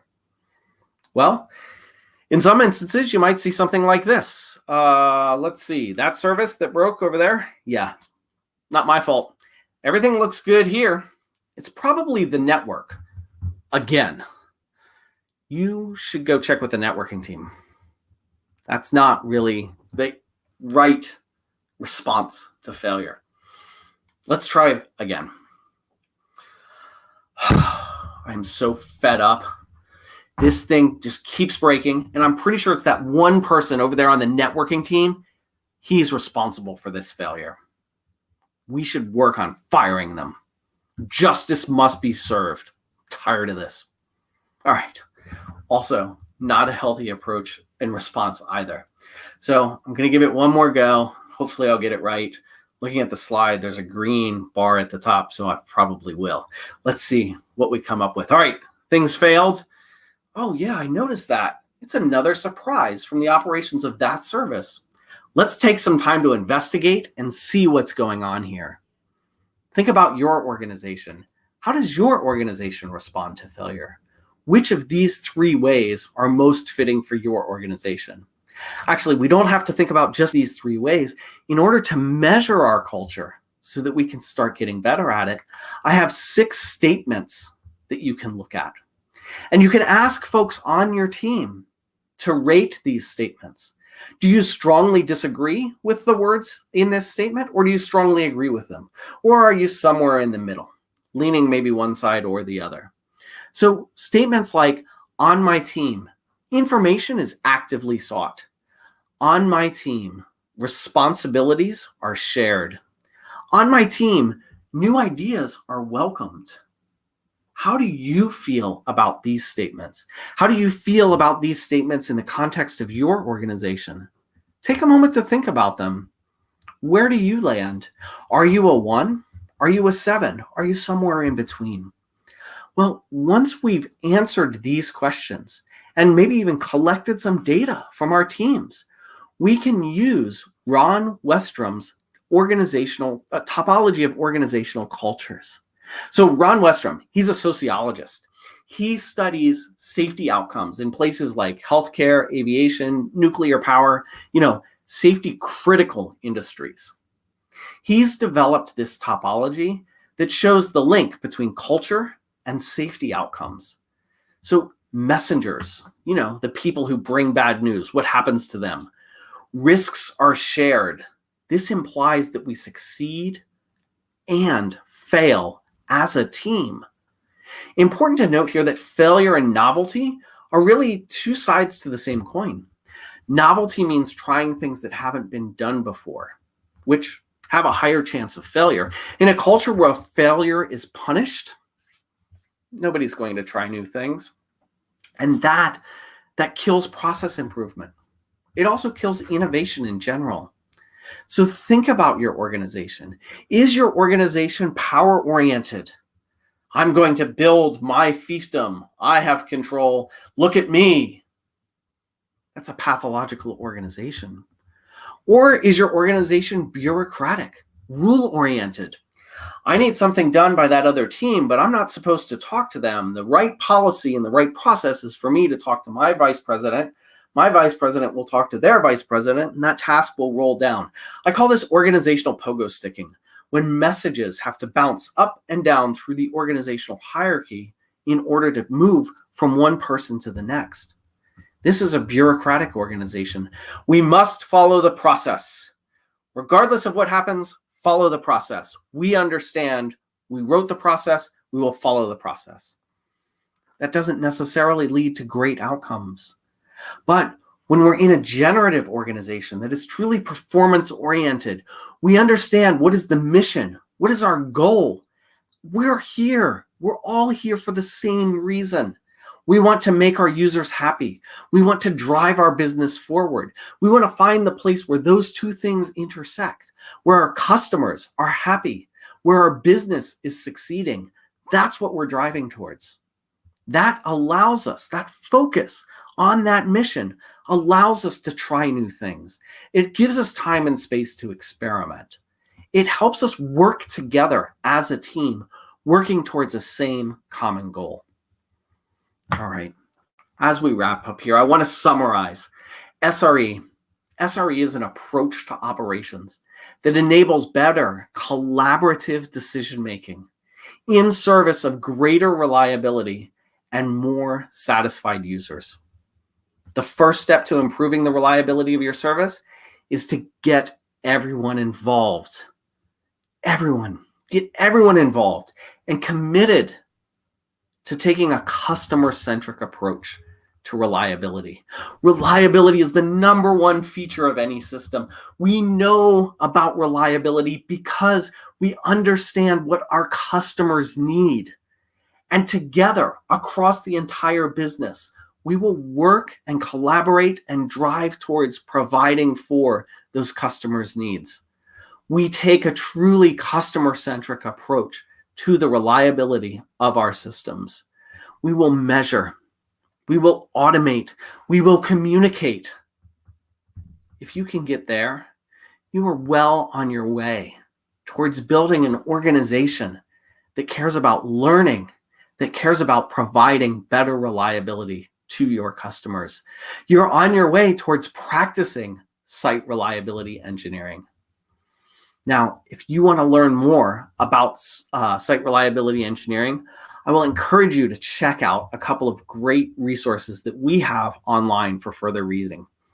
There's the SRE book, the Site Reliability Workbook, and the book Secure Reliable Systems. All three of these are available online for free via the link that you see there, landing.google.com/SRE/books.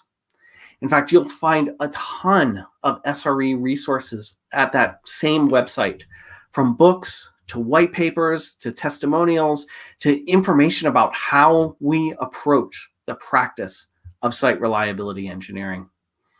I also want to remind you, I mentioned this at the beginning of the talk, that SRECon North America is happening next week. Just go into Google, search for SRECon.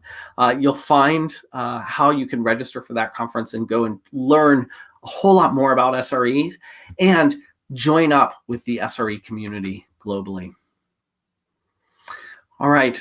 My name is Nathen Harvey. Thank you so much. I think we have enough time probably for one question. So let me just look through the comments here and see what we've got. Kevin B asked a question that we hear all the time. That question. Ooh, I'm getting a lot of feedback. I don't know what that feedback was about, and I'm not sure if you can still hear me. So can you still hear me, Peter? Yes, I can. I have the feedback is coming. Okay. Well, Kevin B asked this question: is SRE the same as DevOps? That's a great question. And Kevin, listen, I do not think that they are the same, but at the same time, I don't think they're a whole lot different from one another. I think that they are both approaches to how do we build better systems through coordination, through collaboration, through automation, in order to serve our users better. Now, SRE has a few more concretely defined practices, whereas DevOps is a little bit less concretely defined.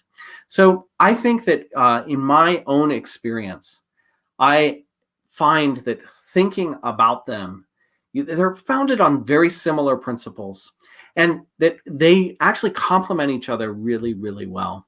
So is the thing that you're doing SRE or is the thing that you're doing DevOps? I'm not sure that those labels actually matter as much as, are you helping your customers? And that's where your focus should be. All right, with that, we are out of time. So Peter, I'm going to turn it back to you. I'm very inspired. I'm not feeling I'm inspired, of course. We have to talk even more, I think, than the way you come. Everybody has a people do things I like. People know when I'm not. I think the worst thing is that you wait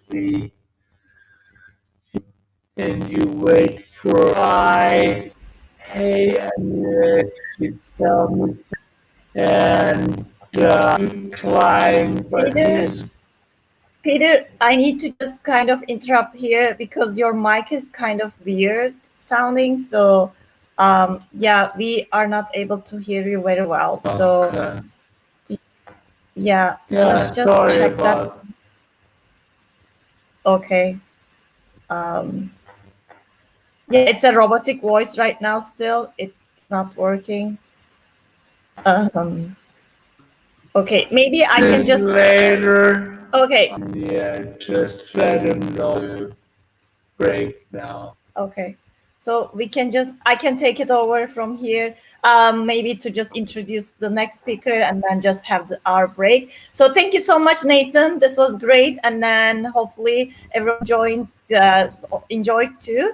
So we will actually have now our break for 15 minutes. And then once we come back, actually 10 minutes. So once we come back, so Martin will join to the stream. And so let's just do this. And he will be talking about cloud again. So yeah, see you in 10 minutes.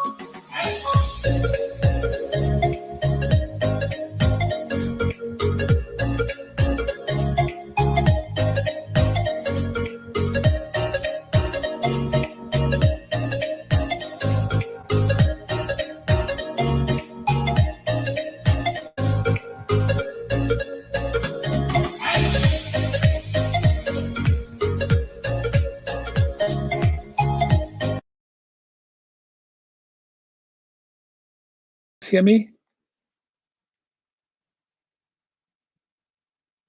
Great. Okay, there was some technical issues. Sorry about that. So we're now back from the break, and I would like to introduce Martin Omander as the next speaker. Martin will talk about, hang on a second, everything is, okay, here we are. So Martin, we met as a Google developer when he was at the Google Developers Relations team, and he helped developers and helped us as the community organizers to run our events. He was always there when we needed him, and for our meetups and for the DevFest.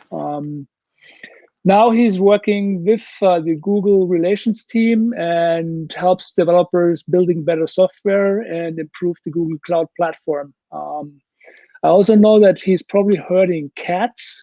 Apart from that, he likes to do some game programming, and yeah, and he was a frequent speaker at our events. So Martin, please take over. Thank you, Peter.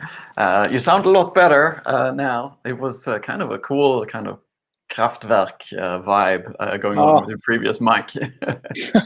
It's the same thing. I had to reboot, I guess. Oh, reboot. The usual thing. When in doubt, reboot. Yeah, when in doubt, reboot. To make Bluetooth work, reboot. Yes. All right. Thank you, Martin. All right. Thank you. Thank you for the introduction, Peter. We are going to talk about scaling up your cloud application. First, actually, let's just let's find the right thing here. There's my slide too. I have one eye open on the comments, so I'm going to take some breaks during the talk to answer any questions that come up in the comments. So there'll be like four micro breaks during my talk and answer questions. So please keep them coming. We are going to talk about scaling up your cloud application. So first, let me just introduce myself. Like Peter was saying, my name is Martin. I was born and raised in Sweden. I lived in Silicon Valley for these last 20 years. I worked at 3 startups as a software engineer before joining Google. And I've been at Google for 14 years. I've had a bunch of different roles at Google. That's one of the advantages of working at a big company, that you can switch roles. My current role is Cloud Developer Advocate. I've been in that role for 2.5 years. And I've been doing cloud stuff and serverless since 2007, when App Engine came out, which was an amazing product, way ahead of its time. And my previous job, before being Cloud Developer Advocate, was actually supporting the Google developer groups in US and Canada. So yeah, worked very closely with Peter, and I love the Google developer groups. So much fun. And I'm looking forward to when we can all see each other in person again. All right, so this talk will be about how, as developers, we're still kind of figuring out this cloud computing thing. I mean, some of us have been doing cloud computing since 2007, some maybe even since before that. But still, as far as engineering disciplines go, that is a short time. So we're still learning. We are in the lab here. All of us who are doing cloud computing, we're in the lab mixing stuff. Sometimes we get awesome results. Sometimes it blows up in our faces. And I'd like to share some of the things that have worked well for me when building cloud applications, building and maintaining and running cloud applications, and some things that have blown up in my face and did not work so well. So truth in advertising, this talk will be about how to cope when your cloud application grows in complexity and size. When I say cloud application, I typically mean, a web application backend or a backend for a mobile app. There are other cloud applications too, but I haven't worked too much with them.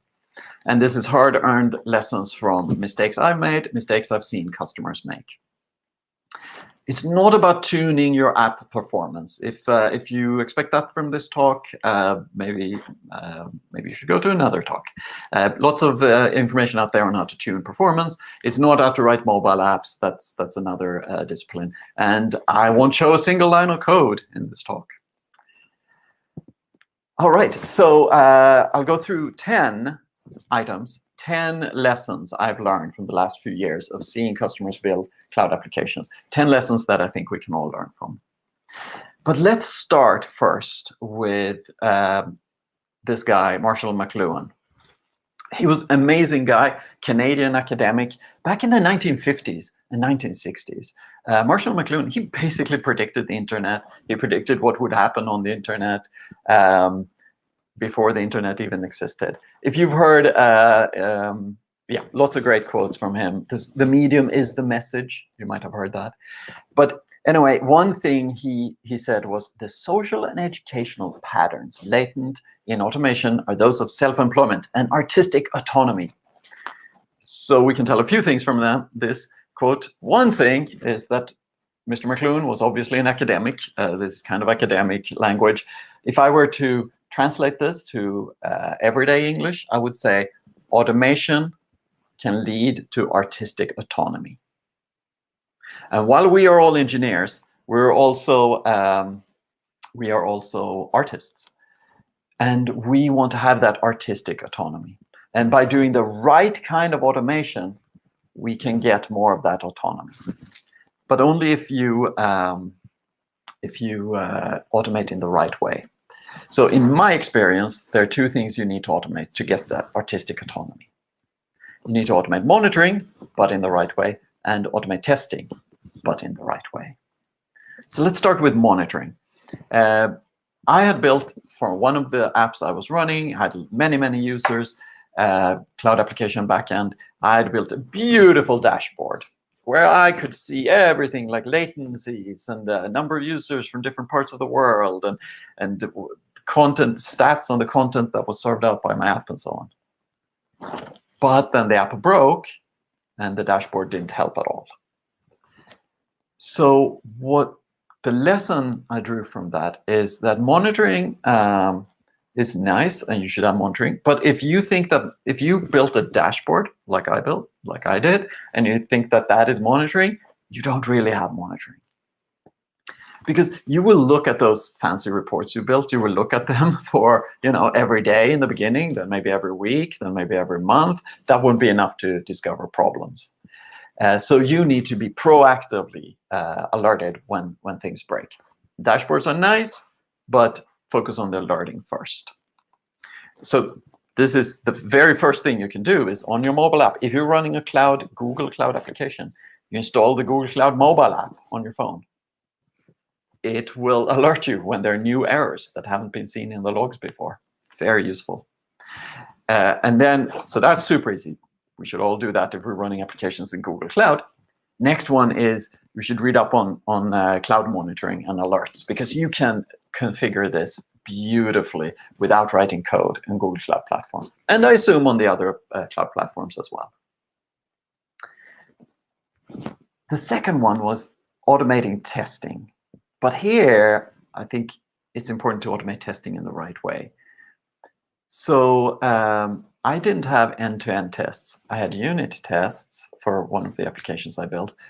Those unit tests all worked out great, but because I didn't have end-to-end tests, each new version of the application wasn't to run through automated tests. And it was in that sort of end-to-end critical user journeys, that's where the problem started. All the units worked perfectly in isolation.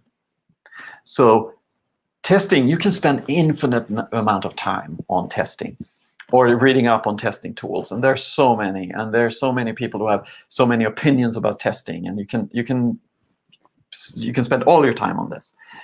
But if I were to do it all over again, I would focus on testing on critical end-to-end user journeys.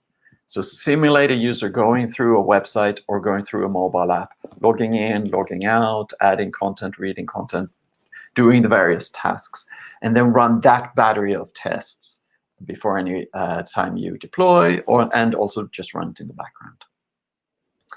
Now here, in my opinion, the testing tools today are still a bit primitive. We're starting to see some robust end-to-end no-code web testing tools. I think this is important. They need to be robust and no-code so that non-business people can write tests. It shouldn't be just engineers. And also so that they won't break if you update something in your CSS or in your HTML.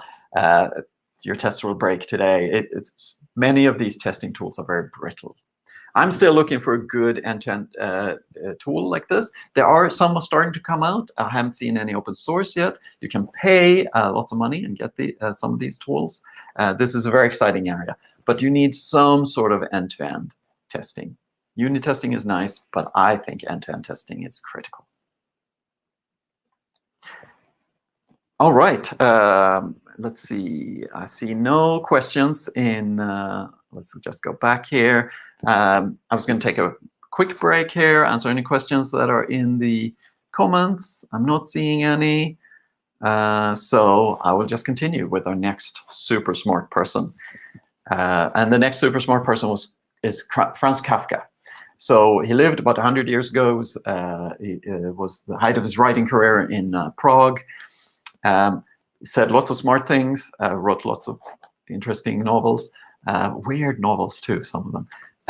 But one cool thing he said was productivity is being able to do things that you were never able to do before.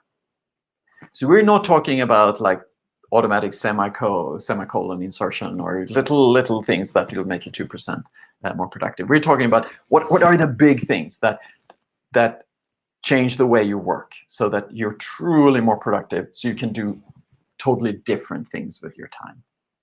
Because face it, as developers, we spend a lot of time on sort of rigmarole, standard stuff, configuring networks, checking in on virtual machines or running, a lot of stuff where we don't really add a whole lot of value and that aren't a lot of fun. So we need to get to that next level of productivity. For me, working through and seeing customers work through these productivity problems, there are two lessons that stand out. Stop to think, are you productive or just busy? And understand and love IAM. Okay, productive or just busy? This is very easy to become super busy, but not be productive. I myself did this a few weeks ago. I was reading up on VPC, Virtual Private Clouds. Very cool technology. It means that you can have your own, sort of in the Google data center, you can set up your own cloud perimeter and have your own virtual stuff in there that is not connected to the internet or not to any other cloud stuff. So it's almost like you have your own little data center within Google.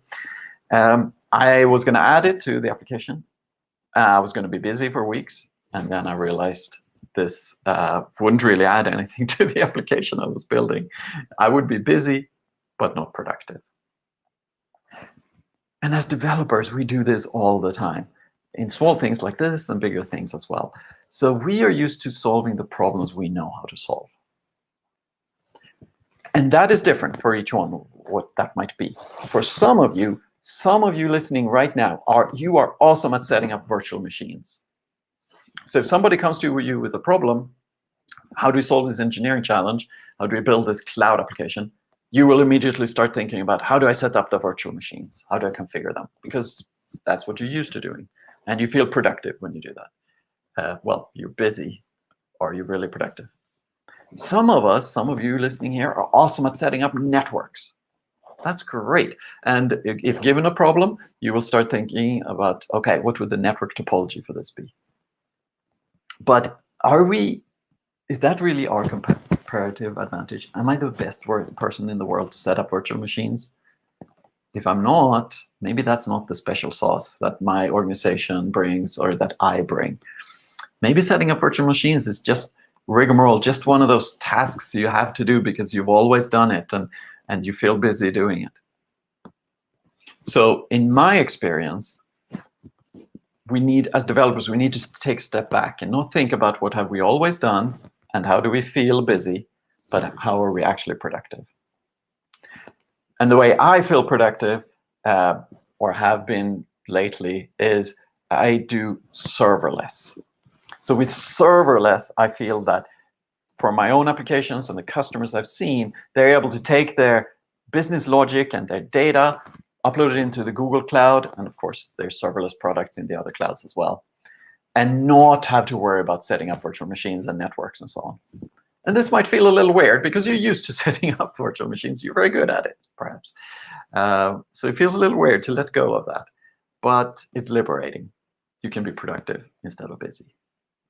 Great. So they're great products for serverless. I would advise you to check out Cloud Functions and Cloud Run and the App Engine, and the other clouds have similar products. Also, if you want to check them out in any particular order, check out Cloud Functions first. I'm really impressed with that product. You upload your little snippet of JavaScript or Python code, and Google runs it on 1 machine or 100 machines. Just depends on how much traffic you get. All right. Let's see. Understand and love IAM.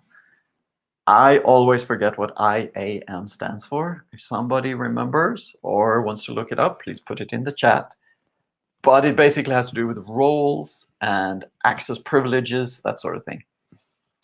And this is super boring. And this is why I didn't bother learning about it. Until one day, I deleted thousands of accounts in a production database. I thought it was a test database. So these sort of mistakes happen. The problem here, though, was, I mean, people will make mistakes. Even if you don't hire me, people in your organization might make similar mistakes. The problem here was that I, a developer, was able to delete, let alone see data in production. That should have just been shut off for me. So mistakes are actually more common than hackers, in my experience, when I talk to customers, what I've seen in my own applications. And we should think about Hanlon's razor. So usually when things go awry, it's usually because of stupidity and not malice. Identity and access management. Thank you, folks in the chat. You saved me.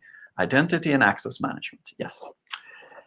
So you're really setting up identity and access management to save you from yourselves, from your employees, from your coworkers, because people will make mistakes and delete stuff in the production database, for example, or even see stuff in the production database they shouldn't. Developers typically shouldn't see what's in the developer database. So study IAM, get to know it, get to love it.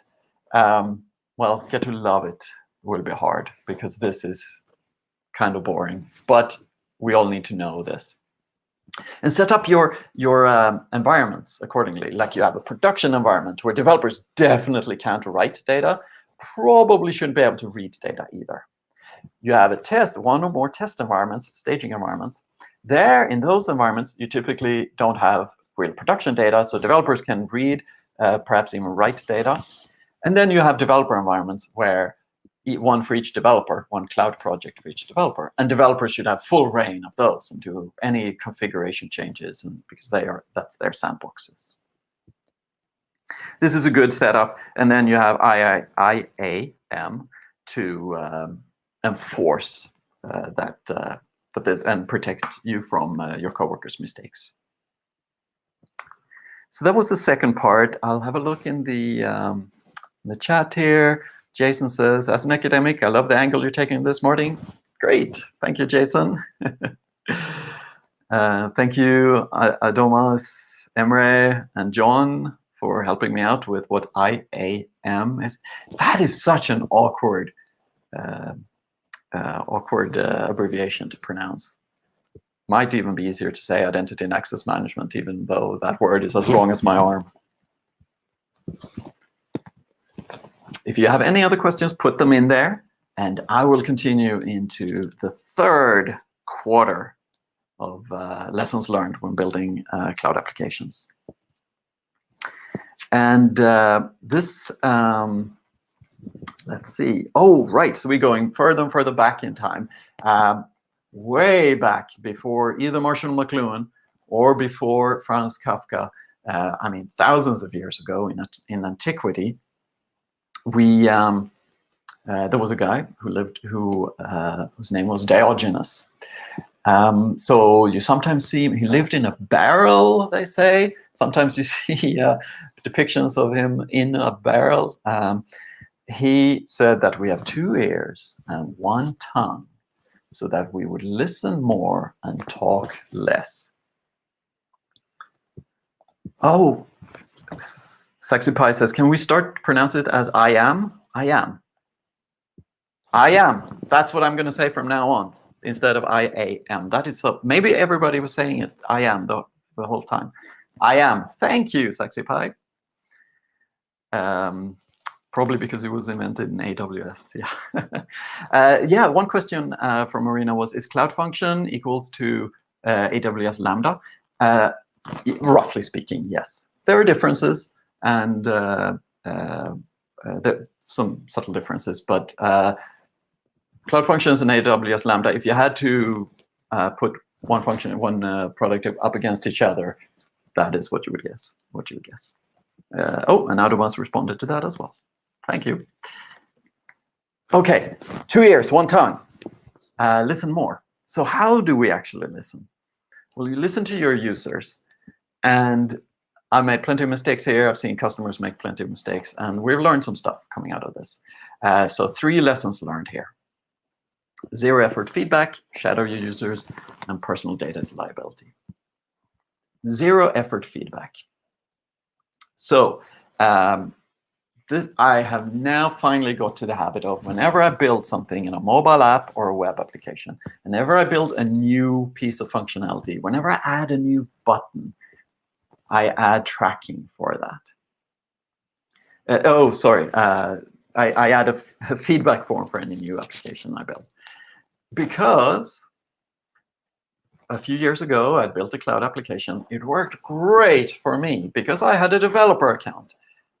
What I didn't know was that while this application worked great for me, for the other 7 billion people in the world, it didn't work at all. And I had not set up my testing correctly, so I wasn't testing from another account. The only way I would have learned about this was when I eventually put a feedback form in the application, so that as user said, "Hey, this stuff doesn't work." I would have, months would have passed without me knowing. So we need to let users send feedback with minimum friction. And I see a lot of places they have like, oh, email us here if something goes wrong. That's not 0 feedback. That's not minimal friction. They should literally be in your mobile app or your web app. Like, here's the button, feedback, click, type something in. Or click, take a screenshot and tell me what's wrong. Because if you put just an email address there and email us bug reports, you will get very, very few bug reports. 0 friction. So set up a feedback form. Google Forms makes it super easy, 0 programming required. If you want to be a little advanced and you have a web front end, you can even capture the browser's user agent string in that form and ask for the user's permission and then send it in. So you know that, oh, 3 people have complained about this thing being broken in my app. Oh, they're all using Internet Explorer, for example. So user feedback form, always in your apps, because you can't capture everything in testing. The second part is shadow your users in a non-creepy way, I might add. So now I finally learned that this is the way to do it. Whenever I add a new button in a mobile app or a web app, I add a Google Analytics event. So for example, then you learn stuff like, in my application, very few people use the Twitter integration. I thought I was going to work a lot on the Twitter integration and make that better. Turns out that less than 1/10 of 1% of users used it. Shouldn't waste my time on it. And that was thanks to putting Google Analytics tracking on these buttons. So use this data to inform your dev priorities. Some features are cool and interesting. Yes, as developers, we often forget, and we're like, this is such cool technology, let's do something with it. You can also create funnels. So the user clicked to log in. The user came back successfully from login. That's how I learned about a year ago, Facebook login broke for one of the apps I'd built. No user reported it. They were just like, oh, I guess it's broken. But by having tracking and a funnel of people entering login and people coming out of login, I could see that. So here, the thing you can do, and you can do right now, is check out Google Analytics if you're writing a web front end or a mobile front end. It's free. Hopefully you are using it already. If you're writing a mobile app, check out Firebase Crashlytics, because your mobile app will crash, and you will want to know why it did and on what devices. And then if you want to go even further than that, you can use tools, non-free tools you pay for, like LogRocket and similar. They are tools that record your user's screen. So you can actually see where they clicked and where they rage click a button 100 times, or what they do inside your app. And it has great privacy controls as well. So personally identifiable data don't go over the wire. That costs money though, but shadow your users because your tests won't catch all the errors. Oh, personal data. So personal data is a liability, and we should do as little as possible as we can. I, for example, had was working on one application that had hundreds of thousands of email addresses in the database. Many years before that, I worked on an application that had hundreds of thousands of credit card numbers in the database. Huge liabilities. Unless you're actually using this data every day, you shouldn't keep it just because it might come in handy one day. Because this is a big liability. Because now we have rules like GDPR in Europe. Do you have any European users? Chances are you do. California has special privacy laws that are different from the rest of the US. Brazil has a new law that is kind of similar to GDPR. These things are coming, and you may need to have a data protection officer. This is a lot of work if you can do all this right. Or you can just scale back the amount of personally identifiable information you keep track of. Because many modern login solutions and many modern APIs you're calling, you don't need that data. For example, Firebase login, if you're using that in your application, mobile app or web application, the user can log in with a Google account, Facebook account, etc. And you only get a number. This is user 123. And you don't need to store or keep track of what the email address or name or anything else of that user. Boom, no liability. Now, even if somebody hacks into your database, or even if something goes awry somewhere, all that's in your database is a number. Really reduces risk and reduces engineering too, because you don't have to be as vigilant about expiring old data and cleaning out data and developers not seeing the production database and so on. That was the third quarter. So let's have a look in the chat. Yes, GCP Cloud Functions are akin to AWS Lambda. Yep, functions as a service. Exactly. Thanks, John. Sounds good, collecting feedback until you need to deal with GDPR. Yes. So yeah, if you collect feedback, you might have, with GDPR, you have to expire that data, so automatically delete it. So for example, in all feedback forms I write a cloud function, no, not cloud function, I write a app script actually, that just every day it runs and deletes all old entries. And then of course you have to write in your form why you're collecting data. And also you may not need to collect PII when you collect feedback. But good point. If you collect feedback, make sure you automatically purge it after a while, like 6 months or 3 months, something like that.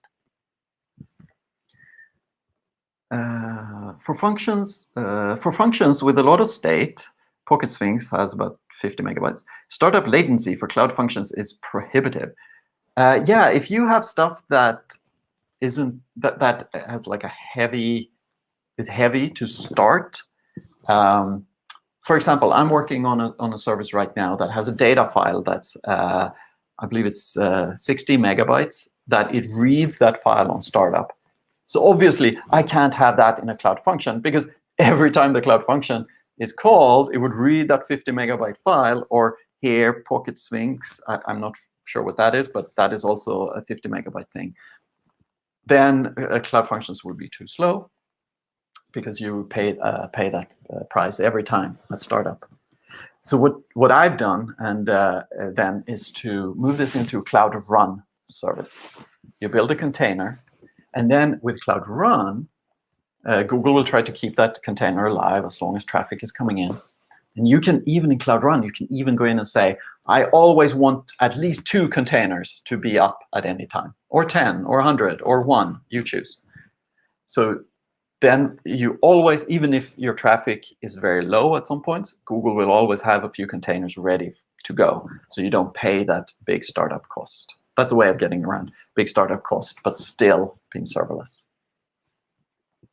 Haha, IE8 users, yes. Right. Luke says, block Internet Explorer. Oh, funny. James says, question 2. Any cross-provider Auth2 libraries planned for Python? I get such questions, Python, Discord. I don't know.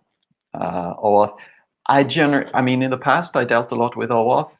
Nowadays, I don't really, because I use Firebase Login, which abstracts all that away.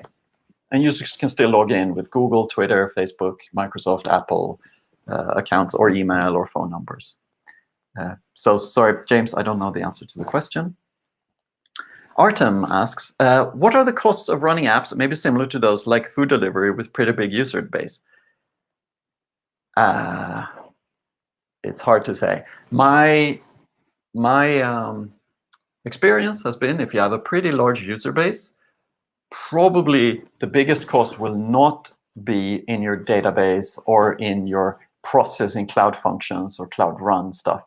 It will probably be in your bandwidth costs. And there you can adjust quite a bit yourself.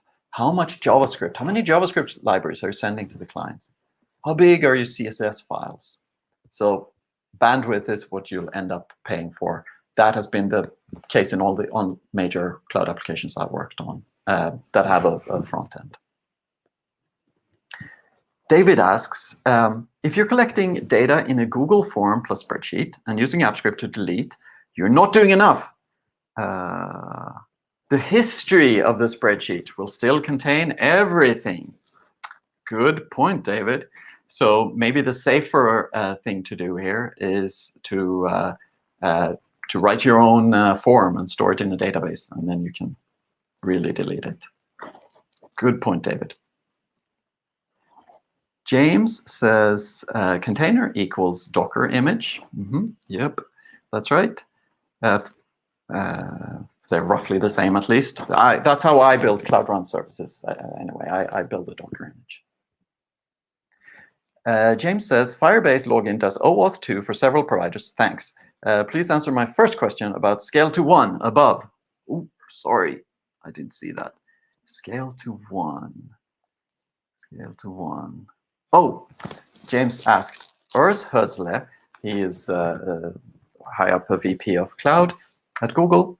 He said at I/O in 2020 that Google Run /Knative might support scale to 1 instead of scale to 0 to keep latency of less frequently accessed services low. Yeah, exactly. And that Urs talked about that earlier this year, and that feature has now been released. So I'm actually running an application right now that does, it's a Cloud Run service that does autocomplete. So user types something in a field, and then what the user types goes to a service and is processed. It looks through a database there and sends back suggestions. I never want that to scale to 0, because then autocomplete becomes really slow. The first time somebody, if nobody has access to the service for an hour, and then somebody starts typing, then I have to wait for, in my case, it takes about 10 seconds for the service to start. Nobody should wait 10 seconds for autocomplete when they're typing. So yes, Cloud Run, you can pull that back and say that I want always at least one container to keep running. I hope that answered your question, James. Dirk says, this is not exactly true. A container is a runtime environment. You can start Docker containers from a Docker. You can start Docker containers from a Docker image. Yep. I'm sure there are some finer points there, and I believe you. That is probably true, and I don't know so much about the ins and outs of Docker containers, but I use them every day because they're awesome. Because you bundle up your code, your application code, and your runtime, and the libraries you're using all in one unit. So back in my startup days, this would happen all the time. I would happily program something, and it would work great on my machine. We would deploy it to the test server, and it would break. Because on the test server, of course, there was some library was a different version than was on my machine, or maybe there was a library that wasn't there at all, or a different version of Java was running there. It was a mess. With containers, you get around all that, because you say, here's my code, here are my libraries, versions of the libraries, here's what it runs on. You can deploy between developer machines, test machines, production, and it works. Otherwise, you know how it is. Like, something is broken, go to the person who wrote it and ask, and they say, oh, it works on my machine. Woohoo, thank you, James says. Yay, excellent. Yeah, I think you're referring to the minimum instances. That helps a lot with cold start times. All right, let's talk about the next lesson learned. This is that it turns out that the computer lets you make more mistakes faster than any invention in human history, with the possible exceptions of handguns and tequila. This was not a wise philosopher who said this. This was simply overheard at a party. But we do need to plan for failure, because there will be failures. So there are 3 lessons learned here that I've learned through hard work on customer projects. First off, backup. There's no try, only do. So I have been guilty of this. I have restored a backup. People have been upset. System has been down. Data has gone. I'm restoring the backup. The backup is there, but it doesn't work quite the way I thought it would. So typically what I see with people say, oh, I'm taking backups. And then I ask them, are they automated? Well, no, maybe not. Okay, if they're not automated, you're not actually taking backups. You just have good intentions. You don't have backups. The next one is, okay, yes, we automate them. And then I ask, okay, how often do you practice restoring backups? Because I obviously didn't practice restoring backups when I had to restore a backup on a system that I broke. And if you don't practice restoring backups regularly, you don't really have working backups. Because when things are crazy and customers are yelling and data has been lost, you don't want to invent how your backup system works. So maybe the last Friday of every month, you have standing task. Practice restoring a backup. Just see how it works. Just so you're used to doing it. When there's a problem and everybody is crazy, you don't make mistakes. So here, what you can do about this is Firestore, Cloud SQL, all those databases that are part of the Google Cloud Platform, you can back them up to cloud storage, which is a file area. And then automate the backups, test recoverability, and get to know the system. Code is a liability. This one I've had to learn. Well, I don't learn very fast. I've had to make many mistakes on this before I think I'm starting to internalize it now. So sometimes this is hard for us developers to take, because produce code all day is what we do. But we're producing code, but we're really producing liability all day for our companies, for our organizations. For example, I started designing a system to send an alert to me if the number of users on a website I was managing, if that dropped below a certain number. That would be a problem. So if the number of users dropped. It turns out that instead of writing 100 lines, 200 lines of code to do this, I could connect Google Analytics with this third-party product I'd never heard about before, but a Google search found it. It was called Stats Glitch. It will tell you about anomalies in your Google Analytics account. And then you can connect that with another product that I found with a Google search called Phasier that will send you an SMS message. So all of a sudden, with click, click, click, click, click, I was done instead of writing 100 lines of code. Because those 100 lines of code, they would have on average contained 3 bugs, or knowing it's me writing them, there would probably be more like 4 or 5 bugs. But average industry average is 3 bugs per 100 lines. You would have to debug them. These lines might not break the functionality they were designed to implement. They might break something else, some other part of our system. We just created a liability here. And we have to write tests. We have to maintain the code. Somebody, when you're not in the organization, they have to figure out if this code is valid anymore. So right now, there are many startups out there, like Stats Glitch, like Phasier, many, many others, that have surprisingly good services and really low prices. And they're funded by venture capitalists, so really good prices. Use them.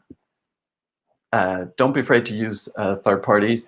And if they don't work, switch to another one. It's better, in my experience, better to use third parties than to write your own code.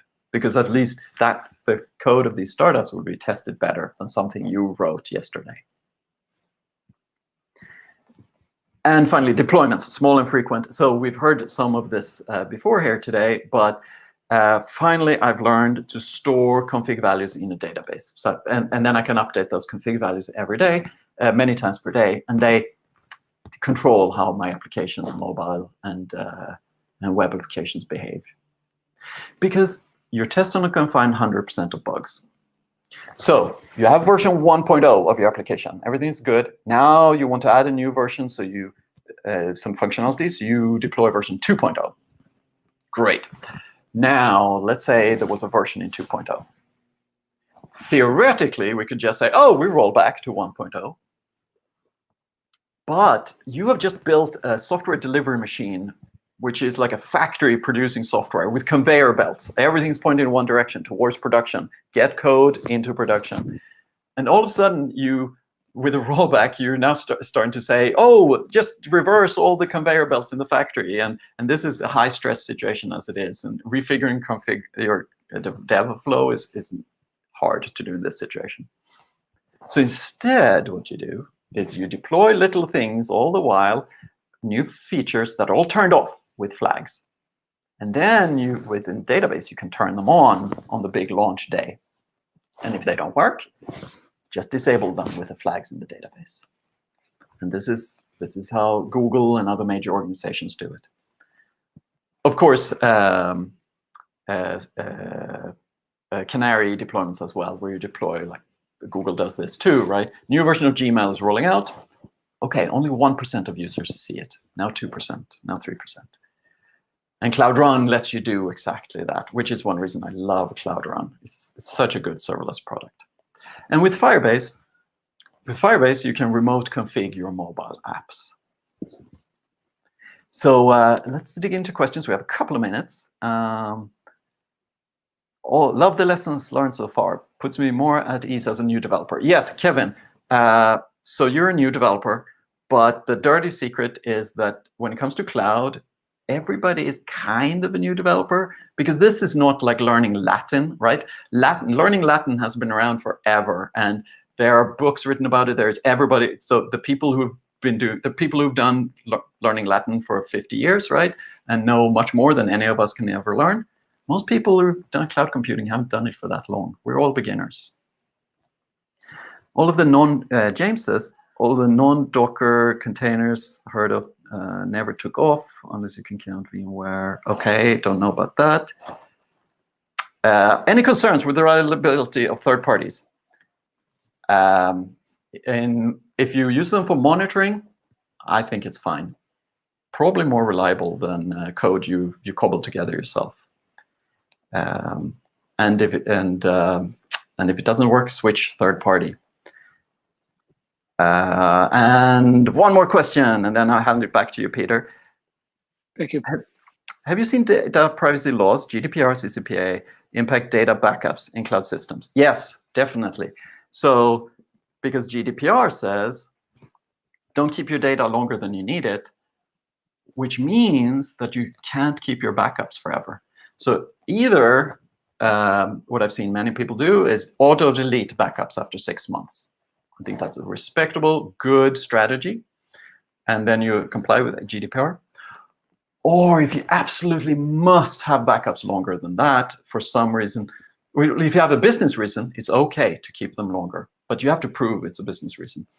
If it's for a technology reason, like you want to have statistics on it or whatever, then you need to obfuscate the personal data. And you can do that with, Google has an API for that called the Data Loss Prevention API. All right. And I think that's it. We're on time here, Peter. And Yeah, I'm done. indeed, Thank you, everybody, for your attention and for great questions.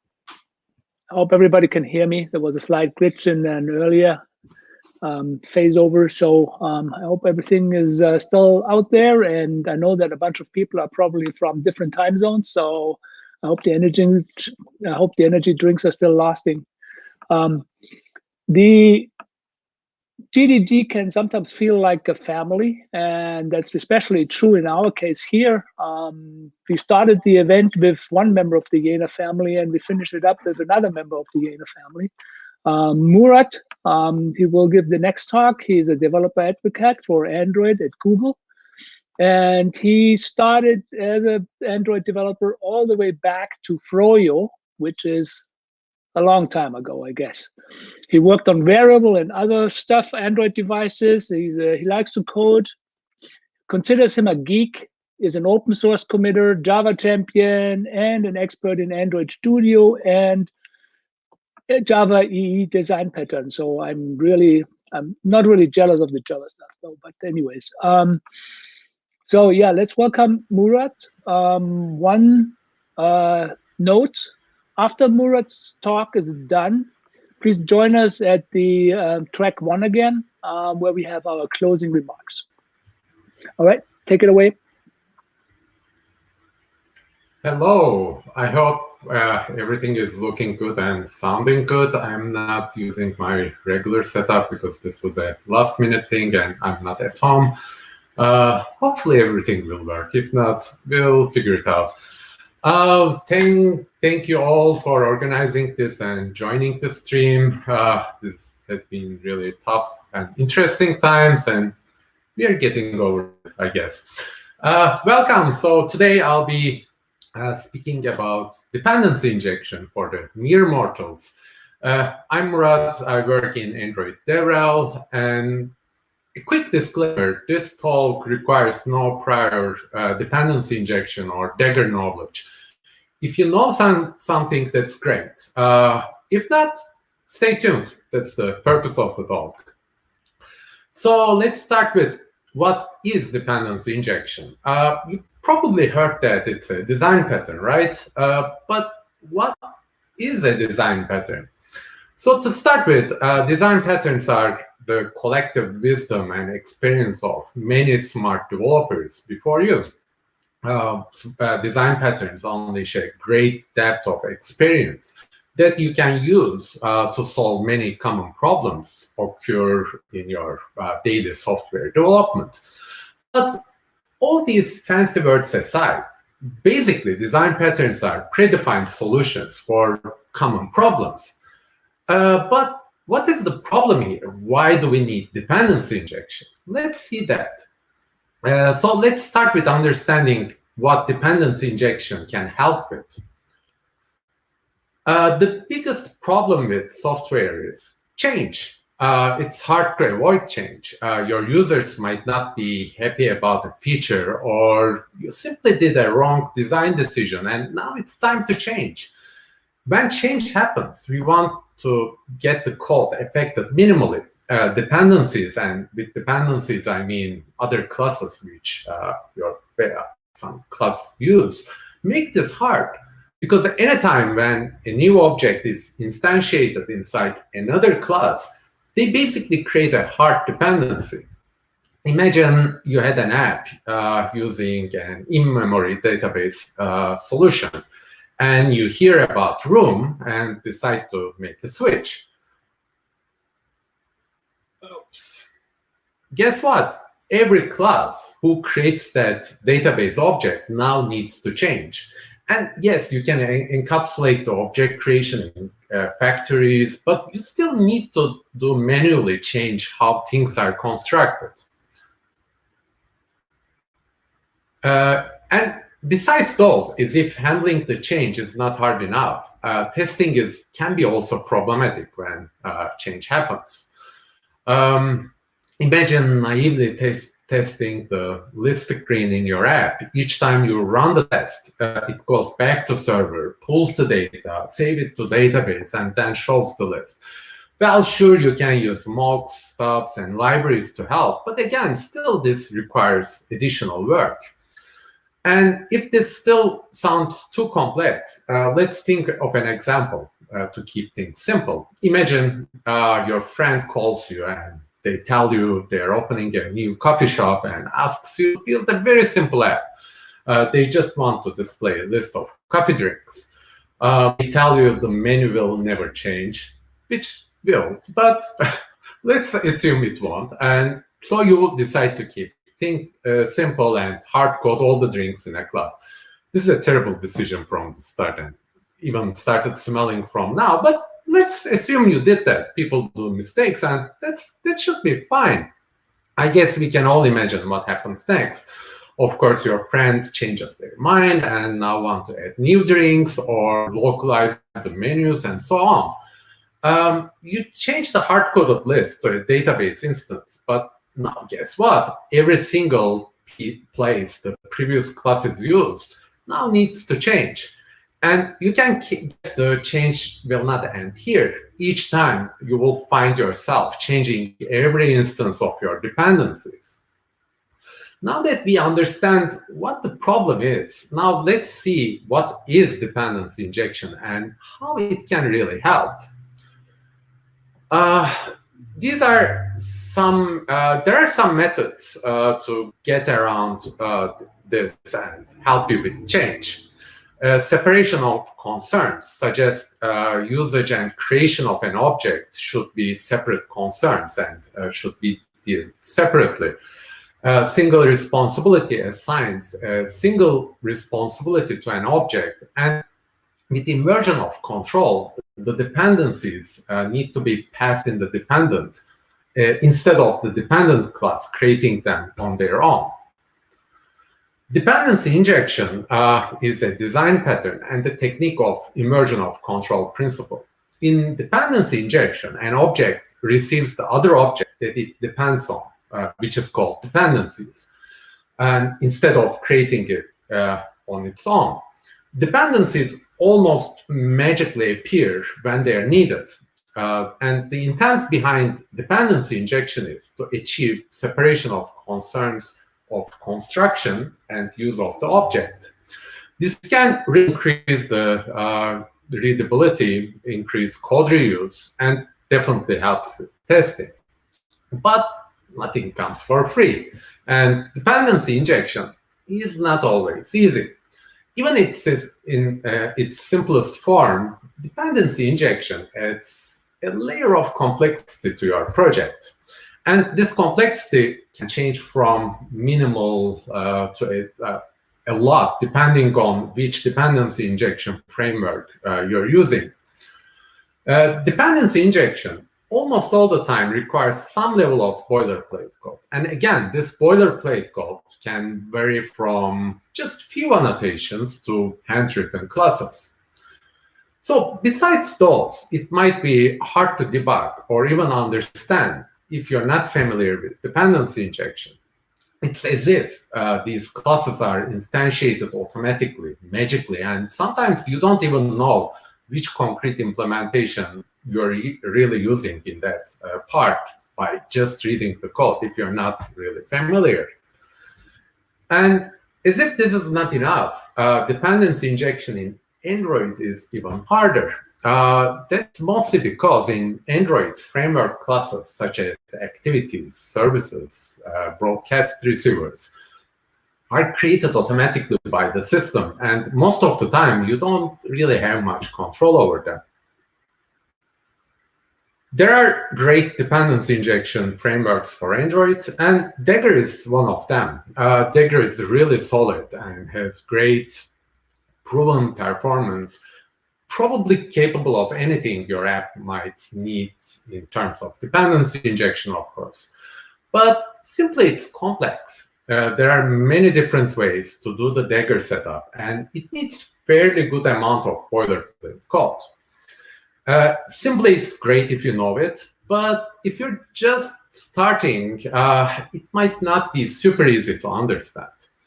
But dependency injection is just a solution, so it should be simple. Well, this is not a talk about Dagger, at least sort of. You don't need to know any prior Dagger knowledge, but again, if you know it, probably you'll understand everything better. So stay tuned. Dependency injection should make your life easier. Even if you know Dagger well, it shouldn't require the rest of the team and other people working with you to go through all this learning process. So in other words, we need a dependency injection framework for the mere mortals. So let me introduce you to Hilt. Hilt uses Dagger under the hood and generates all the necessary code needed by Dagger. So you simply get the simplicity and the strength and the performance of Dagger, and you don't need to go through all those hoops to understand how everything really works. So let's start with something simple and see how things work. Let's go back to our coffee shop sample and example. And remember, initially you wanted to have the data source class, which has hard-coded list of data. This is a terrible idea from the beginning, but still you did it, and you have a hard-coded data inside the data source class. And the penalty to change some bad code shouldn't be that high. Let's see how dependency injection can help with. So in our case, the activity creates this object and uses its reference to retrieve the data. Let's see how we can reverse this. So let's say this is the data source object. It has a single function which returns a list of coffee objects to populate the recycler. Nothing really fancy. To start with dependency injection, first we need to make this class injectable. To do that, we add the add inject annotation to the constructor of the dependency. This basically tells it to use this constructor to create this object when someone asks for it. This is all we need for this object to make it an injectable resource. Next, let's see how to inject this into the activity. This time, we need to add inject where the reference for the data source is declared in our activity. Notice I'm removing the code which calls the constructor of the data source object. By the way, we are absolutely free to change this reference to an interface and not being dependent on a concrete data source anymore. But we'll see that later. Let's keep it simple for now. And voila, this is it. This is all you need to inject one object to an activity. Almost. Dependency, as I mentioned before, dependency injection always comes with some boilerplate code. What's nice with Hilt is it requires very little boilerplate code. And you will see some of this boilerplate code is actually needed only once for an app or an activity. To start with, we need to initialize Hilt. And to do that, we add Hilt application annotation to the application class. This will start Hilt in our app. Next, we need to register our activity to Hilt so that Hilt will look for the dependencies and automatically injects them. I know this is not zero boilerplate code, but looking at the big picture, it's fairly minimal. You can see the highlighted parts which needed to be added. And you can see actually most of it is done once for this application and only once for this activity. And your friends call back. Apparently, they want to localize the coffee names. And this makes sense. There is no reason to stand against it. And we already implemented dependency injection. So that's what I promised, right? Things should be easier to change from now. So you move the data to a resource file, and now it's time to change the data source class to look up the data from resources. But we need to get the context to use the resources. And context is not something you create. How do we get the context? The activity is not responsible for creating this class. And clearly, you can't just create your own context instance from nowhere. So this is where Hilt comes to help. Hilt supports injecting context when needed. All we need to do is to add context to the constructor of the data source class and annotate it with add context or add application context, depending on which context you need. Are we done? Almost. Nothing needs to be done in the activity. We achieved separation of concerns, and how data source is created is not the activity's concern. So there's no change in the activity, and this is all you need to do to do the change. But what if you had a view model? It's very common, and actually we don't really want you to use data sources and repositories from activities. Instead, use view models. Let's say you initially had a view model. Once again, you don't create view model objects. So how do we inject it here? Once again, Hilt supports models out of the box. So all you need to do is to annotate the constructor of the view model class with add view model inject. And in your activity, just use view models or activity view models delegate to tell Hilt to inject the view model. Again, nothing changes in the data source this time because you don't need to change anything there. And your friend calls again. Apparently, now they heard about backends, and now they want to keep the data there so they can introduce seasonal drinks, or they can just say this drink is out of stock now. And again, this makes sense. Let's see how things will be with dependency injection. So we start with converting our coffee object to a room entity because room is awesome and very easy to implement. And no big deal. You create all the room-related classes and hoping to feel the joy of promised minimal change. Let's see. What we want is actually this. But how are we going to do this? Hilt doesn't know anything about the coffee database object we recently created. And we don't have the constructor for room classes. So we can't just add an annotation. And unlike context and view model, Hilt doesn't magically inject room. Let's see what you can do manually. We basically need to tell Hilt how to create a room instance. And for this, we use provides annotation. A method which is annotated with provides tells Hilt how to create an instance of the dependency. Well, we need a class to host this method. This is where a little but necessary boilerplate comes in. First, you need to use a module annotation. Modules simply host methods which tell Hilt how to provide instances for different types. And you also need to add installing annotation and tell which Hilt component you want this dependency to be installed. But hold on, what is a component? This talk was supposed to be a basic mere mortals talk. Where did this component come from?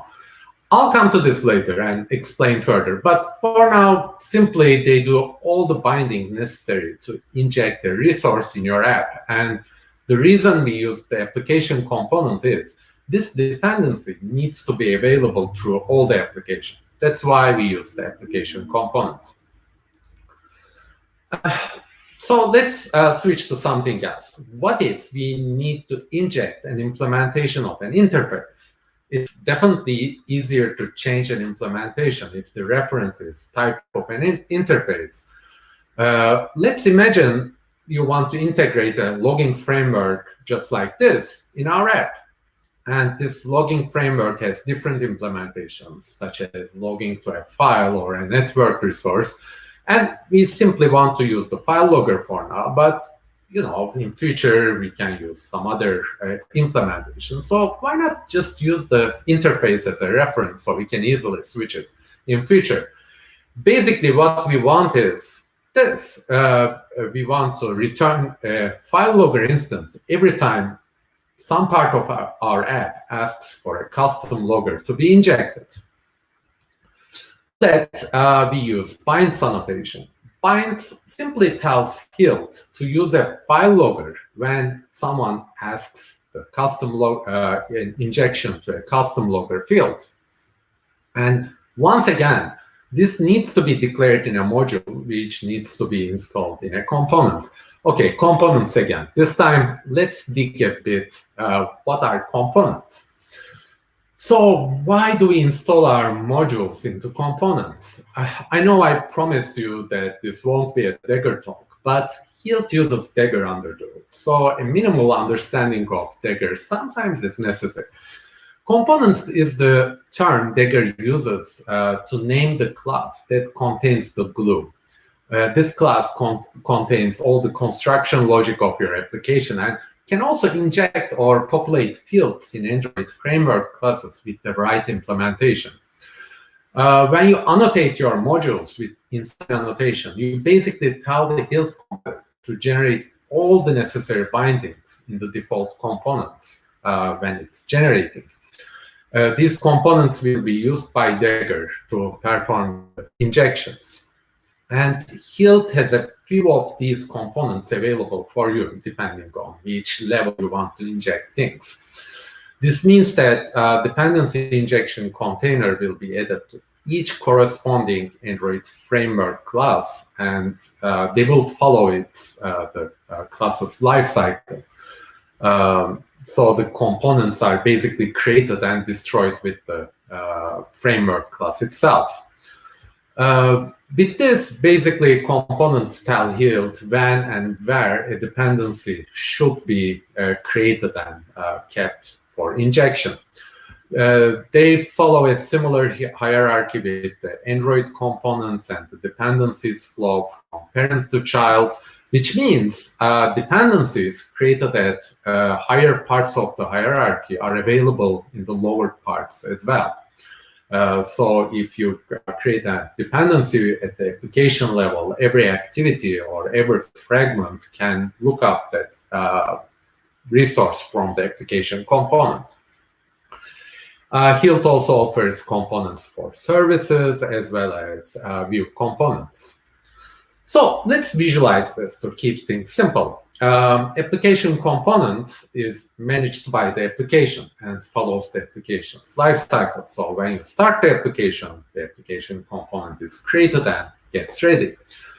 On the other hand, an activity component is managed by an activity and follows the activity's lifecycle.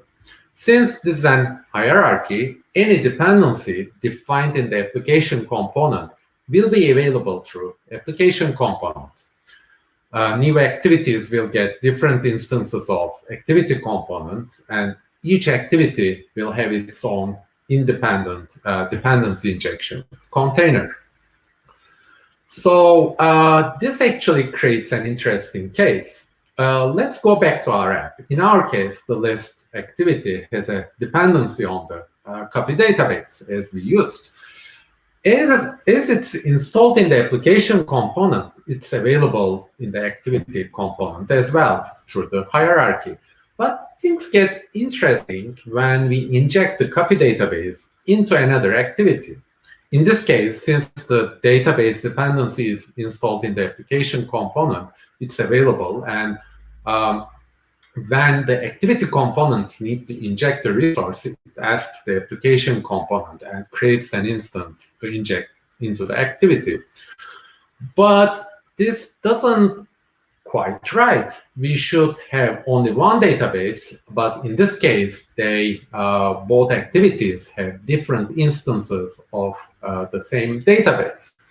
This brings us to a new topic, scoping. So let's take a look at the data module. Here we told Hilt how to create the database and install it into the application component. Clearly, this is not enough, as it's creating different instances of the database. So let's see how we can fix that. To fix this, we have scope annotations. Let's start with singleton. Singleton, as the name suggests, tells Hilt we only want a single instance of this object, which basically corresponds to application level. So through application, we want a single instance of this object. So with this scoping change, if we take a look at the same diagram, we get the same database. Singleton annotation told Hilt to use the same instance of the database all through the application whenever it's asked for. And as you might guess, I've seen the application level scoping, but Hilt also has default scopes for different components. So if you need the same instance of a dependency through, let's say, all fragments of an activity, you can use activity scope and so on. Let's talk about testing. Testing deserves a special place, as I actually listed that as one of the main motivations and reasons to use dependency injection. This is our test, or what our test used to be. We basically commented out, as all developers do, simply it doesn't work anymore. We did a lot of changes. The data source constructors now expect a room database instance, and simply we can't create it like this. On the other hand, right now, Hilt doesn't know anything about our test, so he has no idea if it needs to inject anything or not. So let's start with fixing this, one by one. To start with, we need to annotate our test with @Hilt Android test annotation. So Hilt can understand that it needs to inject the needed dependencies here. Now that we enabled Hilt, we can request the database dependency, and we have the test fixed. Well, maybe not quite. We need to add a little bit of boilerplate code. Let's see how. But first, you need to create a Hilt Android rule and call the inject on this rule before the test run, which can be done with the before annotation of JUnit. So still, this is the highlighted part is the boilerplate code, and still not too bad in terms of the needed boilerplate code. Everything works and looks good, but after a while, you realize your test is actually using the real database, which is costly. Ideally, you don't want to test the database, but just how the data source class does its job with the data. Room lets you do this with in-memory database, but the room database instance is created in a module, which we did before, and after that, Hilt takes over the job and injects it everywhere. So how can we change this just for this test? This is where uninstalling modules help. For testing, you can uninstall a module, which is used in your app, and replace it with totally something else just for testing. Let's start with adding uninstall modules annotation and uninstall the current data module. And now that the module is uninstalled, now you can declare a new module that replaces the actual database with the room in-memory instance. This only affects this test because it's an inner class. This also allows you to create different configurations for multiple tests. And if you need to apply this to all your tests, then you can put it in the test folder and it will get applied to all your tests. Actually, there is a small bit of boilerplate code which I didn't yet mention. To run the tests, you need to replace the application used in the tests with the one which knows about Hilt. For that, you need an Android JUnit runner, and you also need to specify that in your build Gradle file. But still, it's not too bad, given this is written only once, and most likely this will only happen when you're setting up Hilt, and you won't be need to worry about this anymore. Finally, let's talk about entry points. So far, I talked about classes which are supported by Hilt. And as we saw before, Hilt comes with support for most common Android components. However, you might need to perform field injection in a class that either are not supported directly by Hilt, or simply they cannot use Hilt. A good example to this is content providers. You can't you can't use construction injection, and they can't be easily member injected because they have a weird life cycle. So how do we get around this? So let's go back to our app, and let's assume we needed a menu content provider in our coffee app. I'm talking about this on content providers, but basically you can use entry points anywhere. Also, oh my, we come here from a hard-coded list to content providers. Things are getting really complicated with this app. Whatever. So let's see how we can inject the database in this content provider. First, we need to define an entry point, and this is basically kind of similar to how we declared a module before.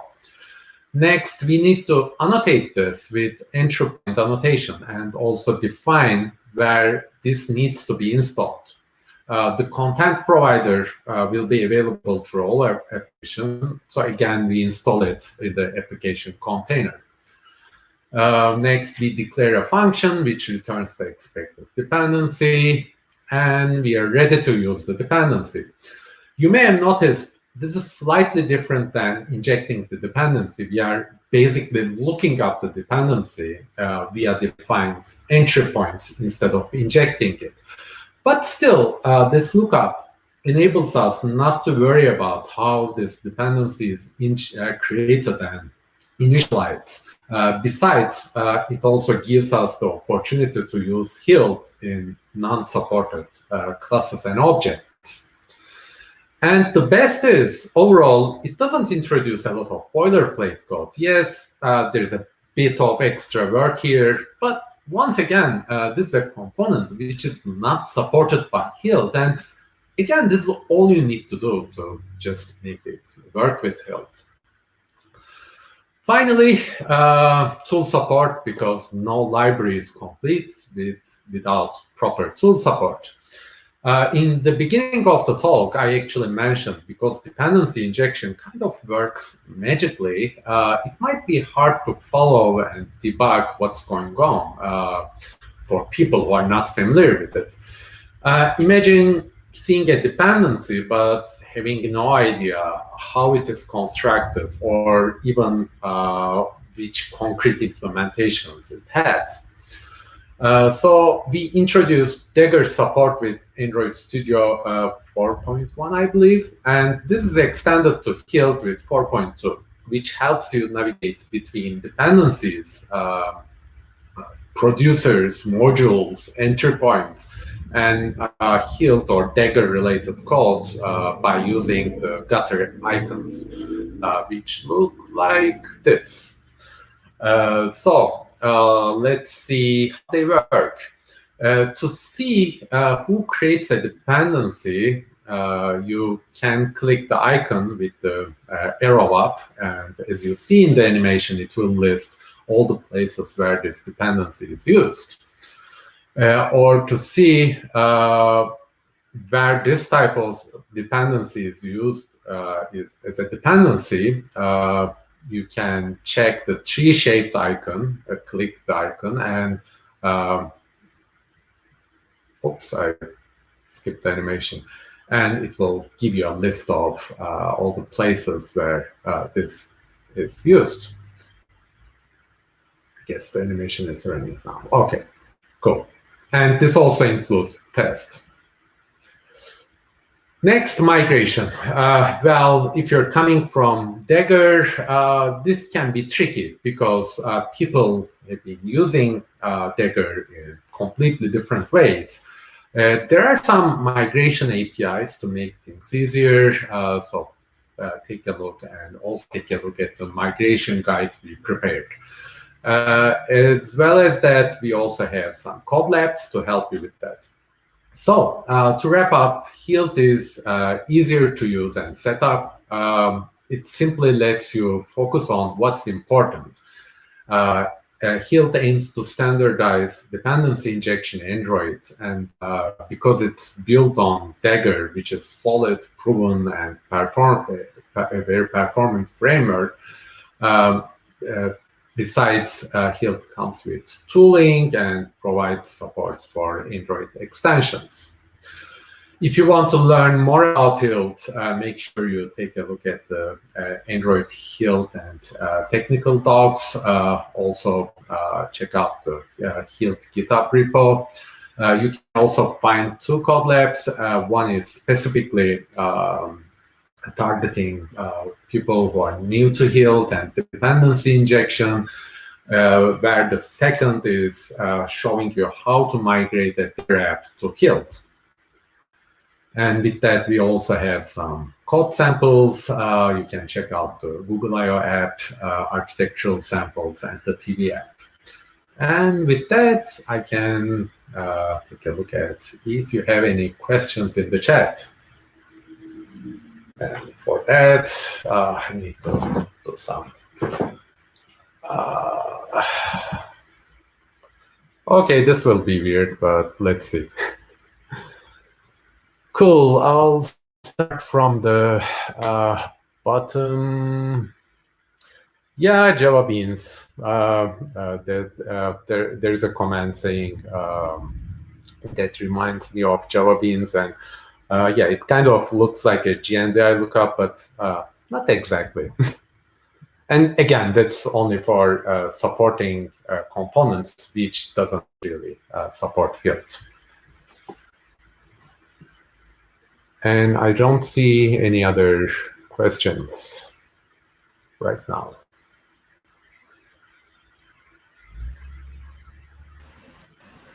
I guess I can stop sharing the desktop.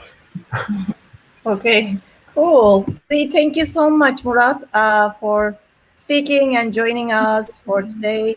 It was a great presentation. Hopefully everyone enjoyed too.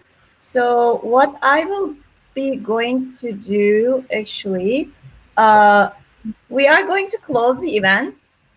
You can just head over to the main live stream for closing remarks. So there's a bit.ly link for you to just join the main track. So if everyone can head back to that one, so we can just, close the day on, and then, just kind of hear from the organizers much more. So thank you so much for joining. And then, again, I'd like to thank Murat. So yeah, let's go back to the original main track. Thank you all. See you next year, I guess. Bye.